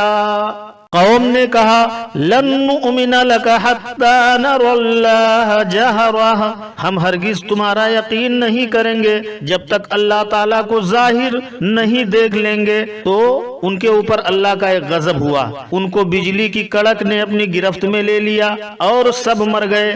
حضرت موسیٰ علیہ السلام کھڑے ہوئے آسمان کی طرف ہاتھ اٹھا کر دعا کرنے لگے اور عرض کیا، اے اللہ تعالیٰ بنی اسرائیل کے 70 آدمیوں کو منتخب کر کے لایا تھا تاکہ ان کی توبہ کے قبول ہونے پر میرے گواہ بنے۔ اب میں ان کی طرف واپس جاؤں گا تو میرے ساتھ کوئی ایک بھی جب نہیں ہوگا تو وہ میرے متعلق کیا خیال کریں گے؟ موسیٰ علیہ السلام دعا فرماتے رہے یہاں تک کہ اللہ تعالیٰ نے ان کی روحوں کو لوٹا دیا، وہ زندہ ہو گئے، جو مرے تھے وہ زندہ ہو گئے۔ خیال رہے کہ ایک مرتبہ موسیٰ علیہ السلام جب تورات لینے کے لیے طور پر گئے، اس وقت 70 آدمیوں کو ساتھ لے کر گئے، پھر واپس لوٹنے پر قوم کے بچڑے کی پوجا کرنے کے بعد لے کر گئے۔ البتہ اس میں اختلاف ہے کہ پہلے ان آدمیوں کو لے کر گئے، پھر انہوں نے ایک دوسرے کو قتل کر کے توبہ کی، یا توبہ کے واقعہ کے بعد لے کر گئے۔ رہا یہ امر کی بعض آیات قرآنیہ کے ظاہر الفاظ سے معلوم ہوتا ہے کہ موت کے بعد دنیاوی حیات حاصل نہیں ہوتی۔ ان آیات میں اسی عادت الہیہ کا قانون عام کا بیان ہے، لیکن خرق عادت یعنی عادت کے خلاف بھی کتاب و سنت سے ثابت ہے۔ جس کو انبیاء کرام سے صادر ہو تو معجزہ کہا جاتا ہے، اولیاء کرام سے صادر ہو تو کرامت کہا جاتا ہے، اور بعض امور کا قانون خاص کے تحت ہونا قرآن و حدیث سے واضح ہے، اس لیے یہاں کوئی مشکل پیدا نہیں ہوتا۔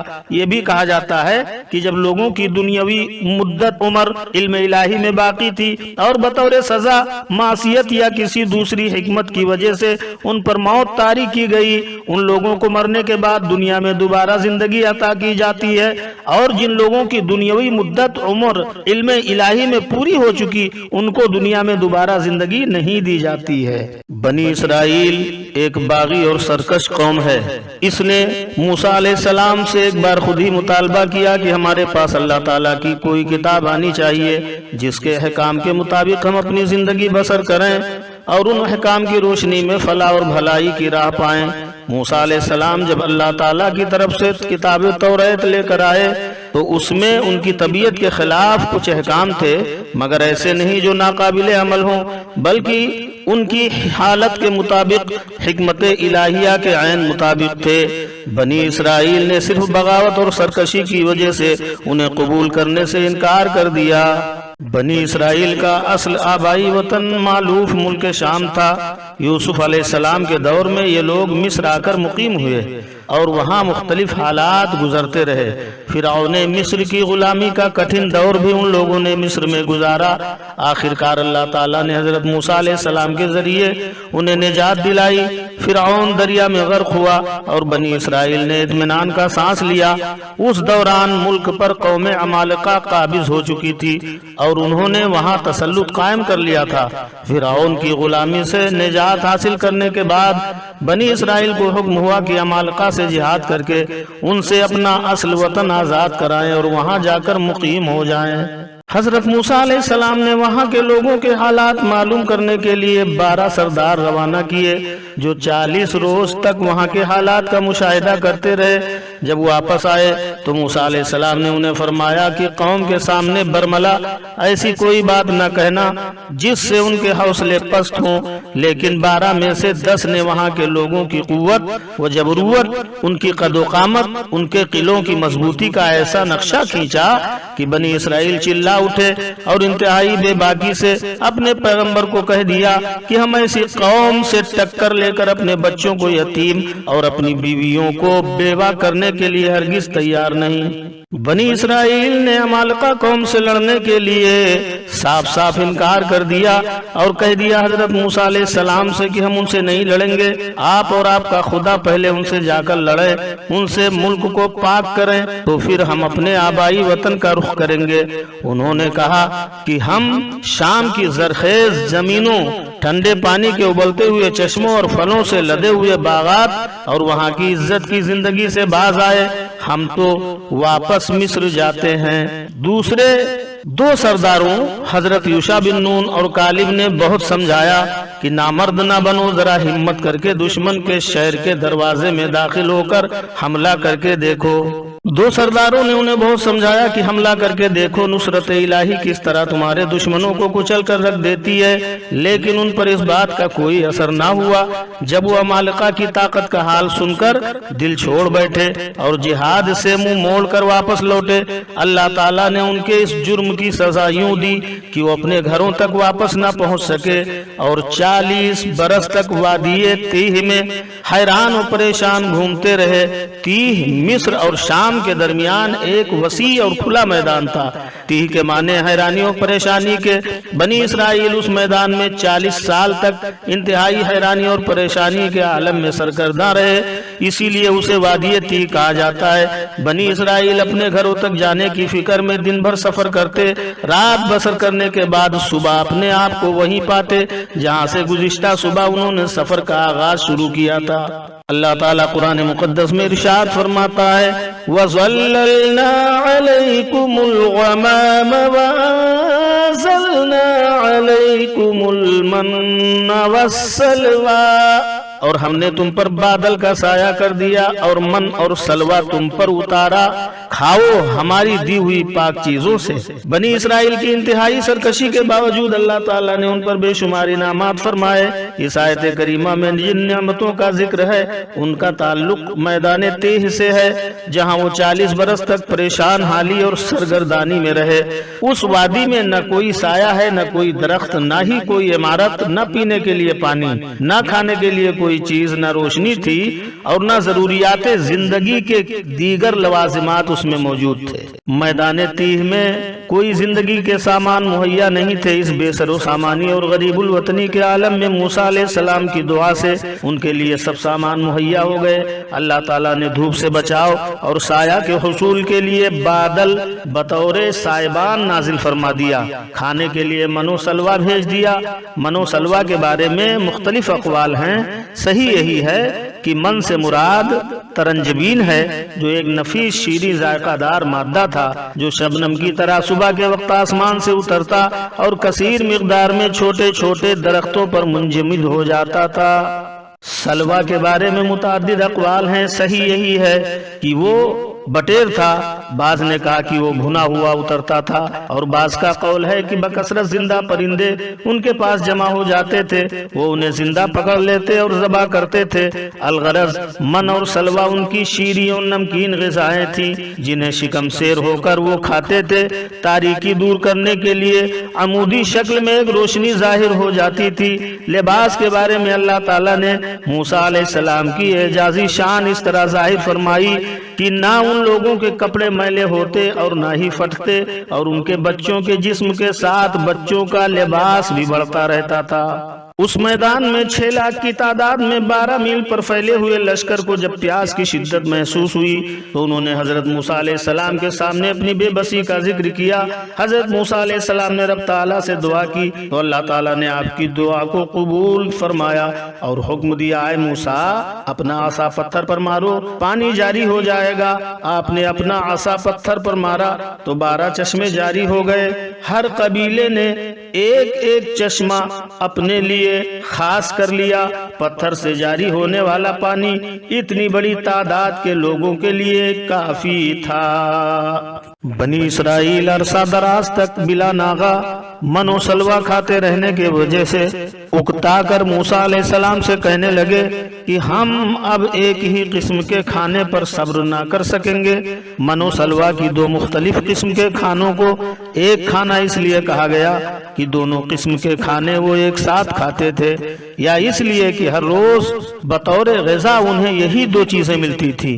یہ نفیس کھانا باقی کھانوں سے بہتر تھا، لیکن بنی اسرائیل کے اصرار پر ارشاد ہوا اہبتو، تم مصر میں اتر جاؤ، جو کچھ تم نے مانگا وہ تمہیں وہاں ملے گا۔ قوم بنی اسرائیل جس کو قوم یہود کہا جاتا ہے، اس نے اللہ تعالیٰ کی بہت بڑی بڑی نافرمانیاں کی، حضرت موسیٰ پیغمبر کی بھی نافرمانیاں کی، اور جس کا انکار واقعات کی روشنی میں کوئی اہل انصاف نہیں کر سکتا۔ قرآن مجید میں بھی واضح شہادت سے فرما رہا ہے کہ ذلت اور دنیا و آخرت میں اللہ تعالیٰ کا غضب ان کے حق میں مقدر ہو چکا ہے۔ دنیا جانتی ہے کہ یہود کی تاریخ مسلمانوں اور عیسائیوں دونوں سے بہت پرانی اور قدیم ہے۔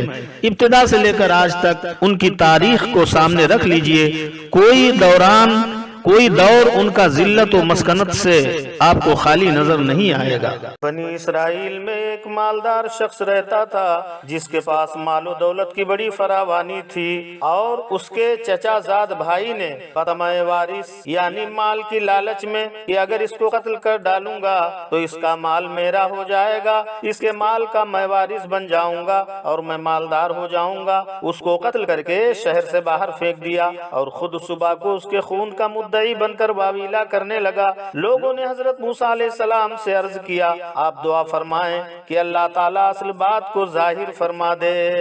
اللہ تبارک و تعالیٰ نے فرمایا جب اس گائے کا ٹکڑا مقتول پر مارو گے تو وہ زندہ ہو کر خود ہی بتا دے گا کہ اس کا قاتل کون ہے۔ لوگوں نے یہ بات سن کر حیران ہو کر پوچھا کہ کیا مذاق تو نہیں؟ حضرت موسیٰ علیہ السلام نے فرمایا معاذ اللہ، کیا میں کوئی ایسی فضول بات کروں گا؟ میں بالکل صحیح کہہ رہا ہوں۔ لوگوں نے پوچھا تو پھر فرمائیے گائے کیسی ہو؟ حضرت موسیٰ علیہ السلام نے فرمایا خدا فرماتا ہے کہ نہ بہت بوڑھی نہ بالکل نہ عمر، بلکہ ان دونوں کے بیچ میں ہو۔ لوگوں نے کہا خدا سے یہ بھی پوچھ دیجئے کہ اس کا رنگ کیسا ہو۔ فرمایا خدا فرماتا ہے کہ ایسی پیلی گائے جس کی رنگت ڈبڈباتی اور دیکھنے والوں کو خوش کر دینے والی ہو۔ جب حضرت موسیٰ علیہ السلام نے گائے کی تمام تر خوبیاں بیان کر دی تو لوگوں نے پھر کہا کہ گائے کی ہر حیثیت کے متعلق ذرا تفصیل سے پوچھ دیجئے، ایسا نہ ہو کہ ہم سے کوئی غلطی ہو جائے۔ حضرت موسیٰ علیہ السلام نے فرمایا خدا فرماتا ہے کہ ایسی گائے ہو جس سے کوئی خدمت نہ لی گئی ہو، نہ جوتا گیا ہو، نہ اس سے کھیتی کو پانی دیا گیا ہو، اور بے عیب ہو، جس میں کوئی داغ نہ ہو۔ اب وہ لوگ اس قسم کی گائے کی تلاش کرنے لگے مگر ایسی گائے کا ملنا مشکل تھا۔ ہاں ایک گائے کے متعلق انہیں پتا چلا کہ وہ گائے ان صفات سے متصف ہے۔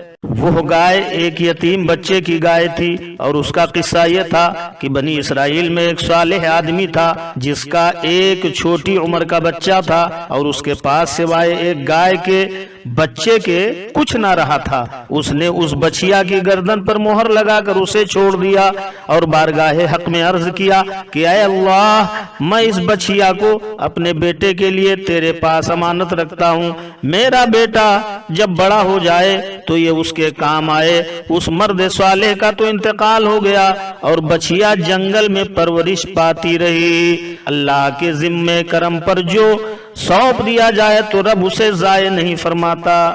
جب یہ لڑکا بڑا ہوا تو باپ کی طرح صالح اور نیک نکلا، اپنی ماں کا بڑا فرما بردار تھا۔ ایک روز اس کی ماں نے کہا بیٹا تیرے باپ نے فلاں جنگل میں تیرے لیے ایک بچیا چھوڑی دی تھی، وہ اب جوان ہو گئی ہوگی، اس کو جنگل سے لے آؤ اور اللہ سے دعا کر کہ وہ تجھے تیری امانت عطا فرما دے۔ چنانچہ وہ لڑکا جنگل پہنچا اور اپنی گائے کو دیکھ کر ماں کی بتائی ہوئی نشانیاں اس میں پا کر اسے پہچان لیا اور خدا کی قسم دے کر اسے بلایا تو گائے فوراً حاضر ہو گئی۔ وہ اسے لے کر اپنے ماں کے پاس پہنچا۔ ماں نے حکم دیا جاؤ اسے بازار میں لے جا کر 3 دینار پر بیچ آؤ۔ ماں نے کہا بیٹا اس بچیا کو لے جاؤ اور لے جا کر 3 دینار پر اسے بیچ آؤ، مگر شرط یہ ہے کہ جب سودا ہو جائے تو ایک بار پھر مجھ سے پوچھ لیا جائے۔ اس زمانے میں گائے کی قیمت 3 دینار تک ہی ہوتی تھی۔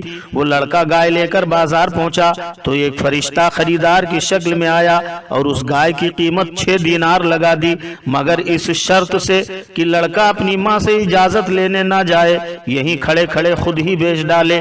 لڑکے نے منظور نہ کیا اور کہا کہ ماں سے اجازت لیے بغیر میں ہرگز کوئی سودا نہ کروں گا۔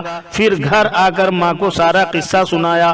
ماں نے 6 دینار پر گائے بیچ دینے کی اجازت تو دے دی، مگر دوبارہ بیع ہو جانے کے بعد پھر اپنی مرضی دریافت کر لینے کی پابندی لگا دی۔ وہ لڑکا پھر بازار میں آیا اور وہی فرشتہ خریدار بن کر آیا اور 12 دینار قیمت لگا دی، مگر اس شرط پر کہ لڑکا ماں سے اجازت لینے نہ جائے۔ لڑکے نے یہ بات پھر نامنظور کر دی اور ماں سے آ کر سارا حال کہہ دیا۔ ماں سمجھ گئی کہ یہ خریدار کوئی فرشتہ ہے جو آزمائش کے لیے آتا ہے۔ لڑکے سے کہا کہ اب وہ جو خریدار آئے تو اس سے کہنا کہ آپ ہمیں یہ گائے بیچنے کی اجازت دیتے ہیں یا نہیں۔ لڑکے نے یہی بات اس خریدار سے کہہ دی تو فرشتے نے کہا کہ ابھی اس گائے کو روکے رکھو، جب بنی اسرائیل خریدنے آئیں تو اس کی قیمت یہ مقرر کرنا کہ اس کی کھال کو سونے سے بھر دیا جائے۔ لڑکا گائے کو گھر واپس لے آیا۔ یہ گائے ہی ایسی گائے تھی جس میں خدا کی بتائی ہوئی ساری صفات پائی جاتی تھی اور جس کی بنی اسرائیل کو تلاش تھی۔ چنانچہ بنی اسرائیل کو اس گائے کا پتہ چلا تو مکان پر پہنچے تو اس گائے کی یہی قیمت مقرر ہوئی کہ اس کی کھال کو سونے سے بھر دیا جائے، اور حضرت موسیٰ علیہ السلام کی ضمانت پر وہ گائے بنی اسرائیل کے سپرد کر دی گئی، اور بنی اسرائیل نے اسے ذبح کر کے اس کے گوشت کا ایک ٹکڑا اس مقتول کی لاش پر مارا تو زندہ ہو کر کہنے لگا کہ مجھے میرے چچا زاد بھائی نے قتل کیا ہے۔ چنانچہ قاتل کو بھی اقرار کرنا پڑ گیا اور وہ پکڑا گیا۔ خدا کی بتائی ہوئی گائے کے ٹکڑے میں اگر اتنی برکت ہے کہ مردے سے لگ جائے تو زندہ ہو جائے، تو جو خدا کے مقبول بندے ہیں ان کے وجود باوجود میں کیوں نہ لاکھوں برکتیں اور کرامتیں ہوں گی، اور کیوں نہ ان کے اشارے ہی سے مردوں کو زندگی ملتی ہوگی۔ اور اس سبق سے یہ بھی معلوم ہوا کہ ظالم لاکھ چھپا کر ظلم کرے مگر اس کی پول کھل کر ہی رہے گی، اور جس طرح حکمت ربانی سے بنی اسرائیل کے مقتول کے قاتل کا پتہ چل گیا، اسی طرح کل قیامت کے دن حکمت ربانی سے ہر ظالم کا پتہ چل جائے گا۔ اور یہ بھی معلوم ہوا کہ ماں کا وجود بڑی نعمت ہے اور اس کی رضا جوئی سے دین و دنیا کی بہتری حاصل ہوتی ہے۔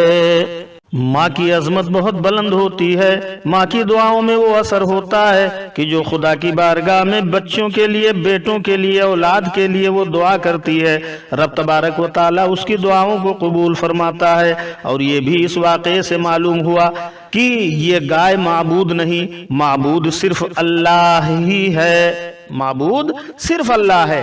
بنی اسرائیل نے چونکہ سامری کے بنائے ہوئے گائے کے بت ہی کی پوجا کی تھی، اس لیے اللہ نے انہی کے ہاتھوں ایک گائے ہی کو ذبح کرا کر یہ بتا دیا کہ انہیں پتا چل جائے کہ اصل معبود تو وہ ہے جو اس گائے کو ذبح کرنے کا حکم دے رہا ہے۔ حضرت موسیٰ علیہ السلام کے زمانے میں ایک شخص تھا جو بہت بڑا مالدار تھا، جس کا نام قارون تھا۔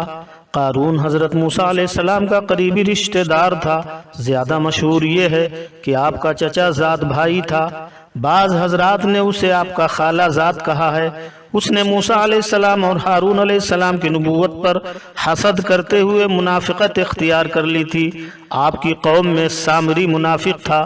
قارون خوبصورت ہونے کی وجہ سے منور کہلاتا تھا اور توریت کا بھی بہت بڑا قاری تھا، لیکن نبی کا گستاخ ہونے کی وجہ سے ذلیل ہوا۔ وہ بہت بڑا مالدار تھا، 10 آدمیوں کی جماعت اس کے مال کو شمار نہیں کر سکتی تھی، یا یہ لوگ اس کے خزانوں کو اٹھا نہیں سکتے تھے۔ قارون اپنی مالداری کی وجہ سے اپنی قوم کے غربا کو گھٹیا سمجھتا تھا، ان کے ایمان کا کچھ پاس نہ کرتا تھا۔ اپنے کثرت مال کی وجہ سے اس کے دل میں ان کی کوئی عظمت نہ تھی۔ مصر میں رہنے کے دوران بھی فرعون کا ایجنٹ تھا، اس لیے وہاں بھی بنی اسرائیل پر مظالم ڈھاتا رہتا تھا اور اپنے تکبرانہ انداز سے بھی ان پر غصہ کا اظہار کرتا رہتا تھا۔ اس کی قوم نے اسے کہا کہ تم اپنے کثیر مال کی وجہ سے اتراؤ نہیں، اللہ تعالیٰ اترانے والوں کو پسند نہیں کرتا۔ اللہ تعالیٰ کی نعمتوں کا شکریہ ادا کرو، اللہ تعالیٰ کی راہ میں مال خرچ کرو تو اللہ تعالیٰ اپنے وعدے کے مطابق تمہیں مزید نعمتیں عطا کرے گا۔ لوگوں نے کہا اے قارون، اگر تو اللہ کی نعمتوں کا شکریہ ادا کرے گا تو اللہ تجھے اور عطا کرے گا، کیونکہ اللہ کا وعدہ ہے لَإِن شَكَرْتُمْ لَأَزِيدَنَّكُمْ، اگر تم شکریہ ادا کرو گے تو میں تمہیں مزید نعمتیں دوں گا۔ اس لیے تمہیں چاہیے کہ تم دنیا میں آخرت کے لیے عمل کر کے عذاب سے نجات حاصل کرو، اس لیے کہ دنیا میں انسان کا حقیقی حصہ یہ ہے کہ آخرت کے لیے عمل کرے، صدقہ دے کر، صلہ رحمی کر کے اور اعمال خیر کے ساتھ آخرت کا ثواب اور کامیابی حاصل کرے۔ اس کی تفسیر میں یہ بھی کہا گیا ہے کہ پانی، صحت، قوت، جوانی، دولت کو نہ بھول، بلکہ ان سے اے انسان آخرت کو طلب کر۔ حدیث شریف میں ہے میرے آقا مصطفیٰ جان رحمت صلی اللہ تعالی علیہ وآلہ وسلم ارشاد فرماتے ہیں کہ 5 سے پہلے 5 کو غنیمت سمجھو، جوانی کو بڑھاپے سے پہلے، تندرستی کو بیماری سے پہلے، ثروت کو ناداری سے پہلے، فراغت کو مشغولیت سے پہلے، زندگی کو موت سے پہلے۔ قارون نے کسی کی نصیحت کو قبول نہ کیا بلکہ کہنے لگا یہ مال تو مجھے کسی نے نہیں دیا، میں نے تو اسے اپنے علم سے حاصل کیا ہے۔ علم سے مراد توریت کا علم یا کیمیا گیری جو اس نے حضرت موسیٰ علیہ السلام سے حاصل کیا تھا، اور اس کے ذریعے قلعی کو چاندی اور تانبے کو سونا بنا لیتا تھا، یا علم تجارت یا علم زراعت یا اور پیشوں کا علم۔ جب قارون زرق برق لباس زیب تن کیے ہوئے شاندار سواری پر سوار ہو کر شاہانہ انداز پر نکلتا تو اسے دیکھ کر دنیا دار لوگوں کا جی للچاتا، دل میں حسرت پیدا ہوتی۔ وہ کہتے کتنا خوش نصیب ہے یہ قارون، کاش ہمیں بھی اس جیسا مال و دولت اور امیرانہ ٹھاٹ بات میسر ہوتی۔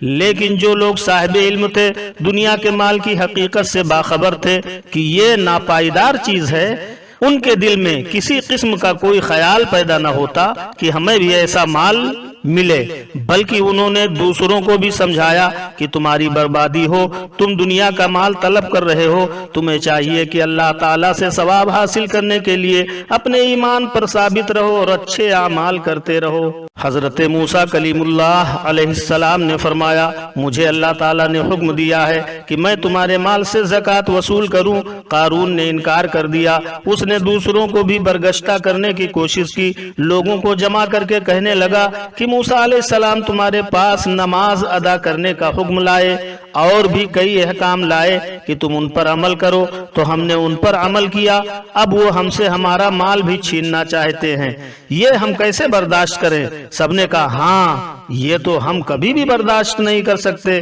لیکن اس میں تمہاری کیا رائے ہے، کیا کیا جائے؟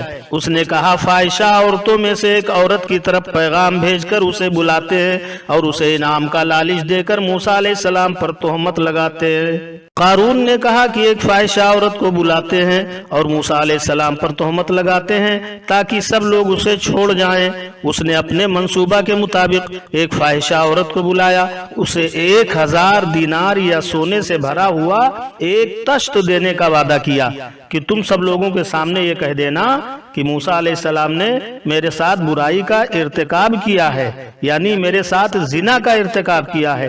اس نے کہا ٹھیک ہے میں کہہ دوں گی۔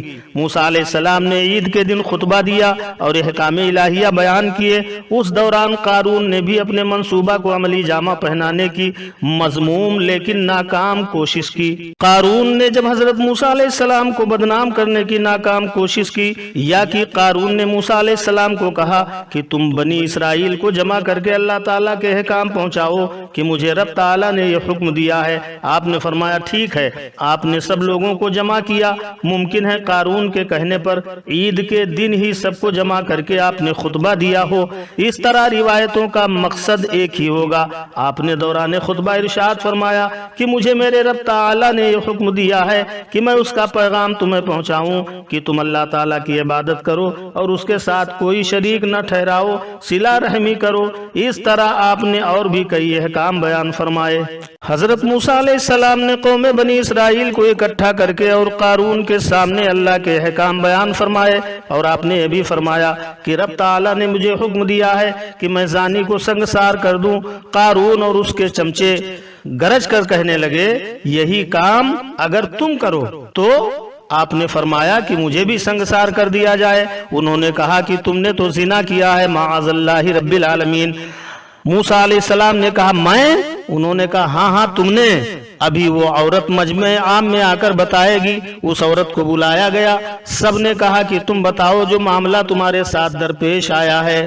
جب قارون اور اس کے ہم نواؤں نے عورت کو پیش کیا اور کہا کہ تم بتاؤ تمہارے ساتھ کیا معاملہ ہوا ہے، موسیٰ علیہ السلام نے اسے کہا اللہ تعالیٰ پر ایمان رکھتے ہوئے سچ سچ بتاؤ کہ اصل واقعہ کیا ہے۔ اس عورت نے کہا جب تم نے اللہ تعالیٰ کا نام لیا ہے تو اب میں سچ سچ بیان کروں گی، کوئی جھوٹ کی آمیزش نہیں ہوگی۔ اس نے کہا کہ ان لوگوں نے مجھے بلایا اور کثیر مال دینے کی پیشکش کی ہے کہ میں تم پر تہمت لگاؤں کہ تم نے میرے ساتھ برائی کا ارتکاب کیا ہے۔ میں گواہی دیتی ہوں کہ بے شک تم پاک دامن ہو، ہر طرح سے پاک و صاف ہو، اور تم اللہ تعالیٰ کے رسول ہو۔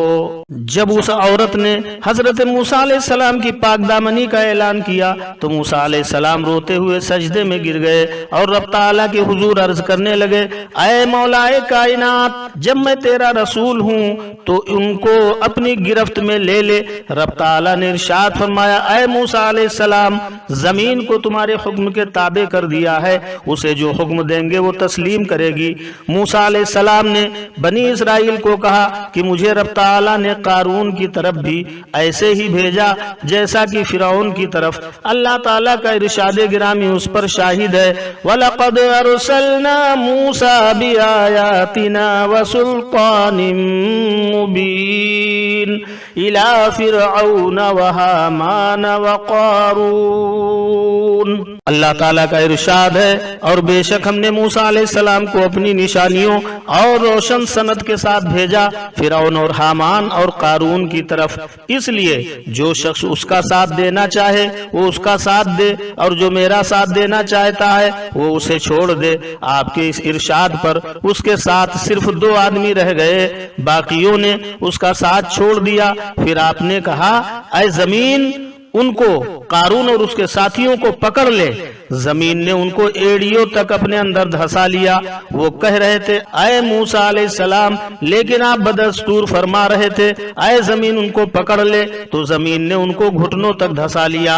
پھر اس نے کہا اے موسیٰ علیہ السلام، اے موسیٰ علیہ السلام، لیکن آپ نے کوئی توجہ نہ دی بلکہ زمین کو کہا ان کو اپنی گرفت میں لے لے۔ حضرت موسیٰ علیہ السلام زمین کو حکم دیتے رہے، زمین ان کو اپنے اندر دھساتی رہی۔ زمین نے ان کو کمر تک دھسا لیا، پھر اسی طرح گردنوں تک وہ دھس گئے۔ اس حالت میں وہ موسیٰ علیہ السلام کے سامنے آہوزاری کر رہے تھے، آپ پر رحم کرنے کے واسطے ڈال رہے تھے، لیکن آپ نے شدت غضب کی وجہ سے ان کی بات کی طرف کوئی دھیان نہ کیا، بلکہ زمین کو آخری حکم بھی دے دیا کہ اے زمین ان کا مواخذہ کر لے۔ آخر زمین نے ان کو مکمل طور پر اپنے اندر سمیٹ لیا۔ رب تعالیٰ نے موسیٰ علیہ السلام کی طرف وحی کی اور کہا اے موسیٰ، تم نے کتنی سخت دلی کا مظاہرہ کیا ہے، وہ تمہیں بار بار پکار رہے تھے لیکن تم نے ان پر کچھ رحم نہ کیا اور ان کی آہو زاری پر کچھ توجہ نہ دی۔ رب تبارک و تعالیٰ نے فرمایا اے موسیٰ، تم سے انہوں نے بار بار رحم کی بھیک مانگی مگر تم نے نہ دی۔ خبردار، مجھے اپنے عزت و جلال کی قسم، اگر مجھ سے کوئی فریاد طلب کرتا تو میں اس کی فریاد کو ضرور پہنچتا، یعنی اس کی حاجت کو پوری کرتا، کہ اگر مجھے ایک ہی مرتبہ کوئی پکارتا تو مجھے اپنی پکار قبول کرنے والا پاتا۔ رب تعالیٰ کی اس ارشاد کا جواب موسیٰ علیہ السلام نے بھی کیا خوب دیا۔ موسیٰ علیہ السلام نے کہا اے میرے رب، میں نے تیرے لیے ہی تو غصہ کرتے ہوئے یہ کیا ہے۔ حضرت موسیٰ علیہ السلام نے عرض کیا اے مولا، میں نے تیرے ہی لیے سب کچھ کیا ہے، یعنی اے اللہ، جب وہ تیرے دین کی دھجیاں بکھیر رہے تھے، تیرے حکام کو پامال کر رہے تھے، خود گمراہ ہو رہے تھے اور دوسرے لوگوں کو بھی گمراہ کر رہے تھے، تو میں نے تیرے حضور عرض کیا کہ اے مولا کریم، جب میں تیرا رسول ہوں، انہیں تیرے احکام پہنچا رہا ہوں، لیکن یہ اپنے طریقے سے باز نہیں آ رہے، تو ان کو اپنی گرفت میں لے لے۔ اے رب کریم، تجھ سے بڑھ کر کون جانتا ہے کہ میں ان پر اس لیے غصہ نہیں کیا کہ انہوں نے مجھ پر تہمت لگائی ہے، اس میں وہ خود ہی ذلیل ہو چکے تھے۔ میرا غصہ تو تیری ذات کی وجہ سے تھا، میں ان کی آہو پکار کو کیسے سنتا۔ حضرت موسیٰ اور حضرت خضر علیہ السلام کی ملاقات کا واقعہ آپ سماعت کریں۔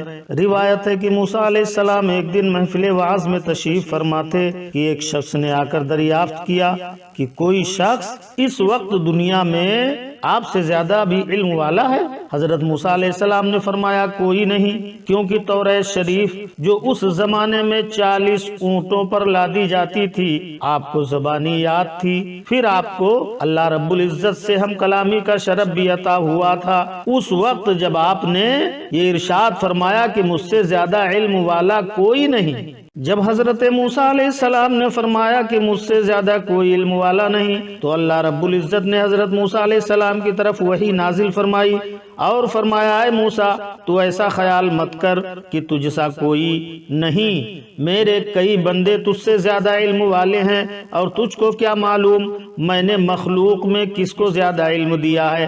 موسیٰ علیہ السلام نے عرض کیا کہ الہی میں تیرے اس بندے سے کیسے ملاقات کر سکتا ہوں؟ اللہ تعالیٰ نے ارشاد فرمایا وہ مجمع البحرین کے پاس ایک میدان میں رہتے ہیں، ان کا کام گمراہوں اور بھٹکو ہوں کو راہ دکھانا ہے، بلکہ اور بھی کئی کام ہیں، ان کا نام حضرت خضر ہے۔ اللہ تبارک و تعالیٰ نے ارشاد فرمایا اے موسیٰ اس میرے بندے کا نام خضر ہے جو تم سے زیادہ علم والا ہے۔ مجمع البحرین بحر فارس اور بحیر روم میں مشرق کی جانب اس جگہ کا نام ہے جہاں دونوں سمندر ملتے ہیں۔ تم ایک خادم کو ساتھ لے کر مجمع البحرین پر ایک بھنی ہوئی مچھلی لے کر جاؤ، جہاں وہ مچھلی زندہ ہو جائے گی وہیں میرے اس بندے خضر سے تمہاری ملاقات ہو جائے گی۔ حضرت موسیٰ علیہ السلام نے اپنے ساتھ یوشع بن نون کو لیا، یہ اکثر موسیٰ علیہ السلام کی خدمت و صحبت میں رہتے تھے، آپ سے علم سیکھتے اور آپ کے بعد آپ کے نائب ہوئے، یہ آپ کے بھانجے بھی تھے۔ حضرت یوشع بن نون کو ساتھ لے کر موسیٰ علیہ السلام حضرت خضر علیہ السلام کی ملاقات کو چلے۔ آپ کے ساتھ ایک تھیلی بھی تھی جس میں ایک تلی ہوئی نمکین مچھلی رکھی ہوئی تھی۔ آپ نے یوشع بن نون سے کہا مجھ کو مجمع البحرین پر جانا ہے، جب تک وہاں نہ پہنچ جاؤں سفر ختم نہ کروں گا، چاہے کتنا وقت کیوں نہ لگے۔ پھر جب وہ دونوں ان سمندروں کے ملنے کی جگہ پہنچے جہاں ایک پتھر کی چٹان تھی اور چشمہ حیات تھا، تو وہاں دونوں نے آرام کیا اور حضرت موسیٰ علیہ السلام محو خواب ہو گئے، یعنی آرام کرنے کے لیے سو گئے۔ تھوڑی دیر کے بعد جب حضرت یوشع بن نون نے وضو کیا تو ایک قطرہ پانی کا ان کی انگلی سے اس مچھلی پر ٹپکا، فوراً وہ مچھلی زندہ ہو گئی۔ حضرت یوشع بن نون کے وضو کا ایک قطرہ اس مچھلی کے اوپر جا کے ٹپکا، وہ مچھلی زندہ ہو گئی اور تڑپ تڑپ کر دریا میں گری، اس پر سے پانی کا بہاؤ رک گیا اور ایک محراب سی بن گئی۔ حضرت موسیٰ علیہ السلام کے جاگنے کے بعد حضرت یوشع بن نون کو یاد نہ رہا کہ یہ واقعہ حضرت موسیٰ علیہ السلام سے عرض کریں۔ حضرت موسیٰ علیہ السلام کے جاگنے کے بعد پھر سفر جاری رکھا، یعنی چلنا شروع کر دیا، یہاں تک کہ دوسرے روز کھانے کا وقت آیا تو حضرت موسیٰ علیہ السلام نے حضرت یوشع بن نون سے کہا کہ ہمارا صبح کا کھانا لاؤ، بے شک ہمیں اس سفر میں بڑی مشقت اٹھانی پڑی۔ جب حضرت موسیٰ علیہ السلام منزل مقصود سے آگے بڑھ گئے تو پھر آپ کو تھکان اور بھوک بھی محسوس ہوئی۔ آپ نے کہا کھانا لاؤ، آپ نے کھانا طلب فرمایا۔ حضرت موسیٰ علیہ السلام کے مچھلی مانگنے پر خادم نے معذرت پیش کی اور عرض کیا کہ مجھے شیطان نے بھلا دیا کہ میں اس کا ذکر آپ سے کروں۔ وہ عجیب طریقے سے زندہ ہو کر سمندر میں چلی گئی۔ موسیٰ علیہ السلام نے کہا یہی تو ہم چاہتے تھے، یعنی مچھلی کا جانا ہی تو ہماری حصول مقصد کی علامت ہے، اور جس کی طلب میں ہم چلے ہیں ان کی ملاقات وہیں ہوگی۔ حضرت خضر علیہ السلام پھر دونوں اپنے پیروں کے نشانات دیکھتے ہوئے واپس پلٹے۔ پھر دونوں حضرات واپس پلٹے اور اس جگہ پر پہنچے جہاں مچھلی زندہ ہوئی تھی۔ دیکھا کہ پانی مچھلی کے چاروں طرف بڑے زور و شور سے بہ رہا ہے، مگر جہاں مچھلی موجود ہے اس کے ارد گرد پانی رکا ہوا ہے، جیسے شیشے کے ڈبے میں بند ہے۔ موسیٰ علیہ السلام نے حضرت یوشع علیہ السلام سے فرمایا کہ مجھ کو یہی جگہ حضرت خضر سے ملاقات کے لیے بتائی گئی تھی، یہیں آس پاس کہیں نہ کہیں حضرت خضر موجود ہوں گے۔ یہ کہہ کر آپ حضرت خضر کو تلاش کرنے لگے۔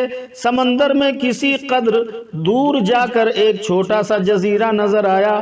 اس جزیرے میں پہنچے تو دیکھا کہ دور کوئی شخص سفید چادر میں لپٹا ہوا ہے۔ حضرت موسیٰ علیہ السلام نے اس چادر پوش کو دیکھ کر اس کے قریب پہنچے اور انہیں سلام کیا۔ انہوں نے جواب دیا اور کہا اس سرزمین پر سلام کرنے والا کون آ گیا؟ آپ نے فرمایا میں موسیٰ ہوں۔ حضرت خضر علیہ السلام نے پوچھا بنی اسرائیل کے موسیٰ؟ فرمایا کہ جی ہاں، میں آپ سے بعض وہ علوم سیکھنے آیا ہوں جو مجھ کو معلوم نہیں۔ اسی اثنا میں ایک سمندری پرندہ اڑتا ہوا آیا اور پانی میں چونچ مار کر ایک قطرہ پانی چونچ میں لے کر چلا گیا۔ حضرت خضر علیہ السلام نے کہا کہ تم اپنے طور پر سمجھتے ہو کہ میں علم میں سب سے زیادہ ہوں، حالانکہ انسان کا اول و آخر باطن ظاہر علم اللہ کے نزدیک اس سے بھی کمتر ہے۔ حضرت خضر علیہ السلام نے فرمایا کہ اللہ کے نزدیک انسان کا علم اتنا کمتر ہے جتنا یہ پرندہ اپنی چونچ میں ایک پانی کا قطرہ اٹھا کر لے گیا ہے، اور وہ پانی کا قطرہ سمندر کے نزدیک کیا چیز ہے؟ کچھ نہیں۔ ایسا ہی ہمارا تمہارا علم اللہ کے نزدیک ہے۔ دراصل اللہ تعالیٰ کو تمہاری تربیت مقصود تھی، اور یہ بھی سچ ہے کہ اللہ کا عطا کردہ ایک علم مجھ کو ہے جو تم کو نہیں، اور ایک علم یعنی توریت کا علم تم کو ہے مجھ کو نہیں۔ پھر موسیٰ علیہ السلام نے کہا کہ کیا میں تمہارے ساتھ رہوں اس شرط پر کہ تم مجھے علم سکھا دو گے؟ نیک بات وہ جو تمہیں تعلیم کی ہوئی ہے۔ اللہ کا مقدس کلام کہہ رہا ہے کہ حضرت خضر نے کہا آپ میرے ساتھ صبر نہیں کر سکیں گے۔ حضرت موسیٰ علیہ السلام کے ادب اور تواضع سے معلوم ہوا کہ آدمی کو علم کی طلب میں رہنا چاہیے، خواہ کتنا ہی بڑا عالم کیوں نہ ہو، اور جس سے علم سیکھے اس سے نہایت ادب و احترام سے پیش آئے۔ حضرت موسیٰ علیہ السلام کا سوال حصول علم سے متعلق سن کر حضرت خضر علیہ السلام نے فرمایا کہ آپ صبر نہیں کر سکیں گے، چونکہ حضرت خضر علیہ السلام اپنے علم و کمال کی وجہ سے یہ جانتے تھے کہ حضرت موسیٰ علیہ السلام کا کام شریعت خداوندی کی پابندی کرنا اور ظاہر شریعت اور احکام خداوندی کے خلاف کرنے والوں پر سختی سے روکنا ہے۔ حضرت خضر علیہ السلام جانتے تھے اگر مجھ سے کوئی بات ظاہری شریعت کے خلاف دیکھیں گے تو ناممکن ہے کہ وہ نبی ہونے کے ناطے خلاف شریعت امور پر صبر کریں، اس لیے فرمایا کہ آپ صبر نہ کر سکیں گے۔ حدیث شریف میں آیا ہے کہ حضرت خضر علیہ السلام نے حضرت موسیٰ علیہ السلام سے فرمایا کہ ایک علم اللہ تعالیٰ نے مجھ کو ایسا عطا فرمایا ہے جس کو آپ نہیں جانتے، اور ایک علم آپ کو ایسا عطا فرمایا ہے جو میں نہیں جانتا۔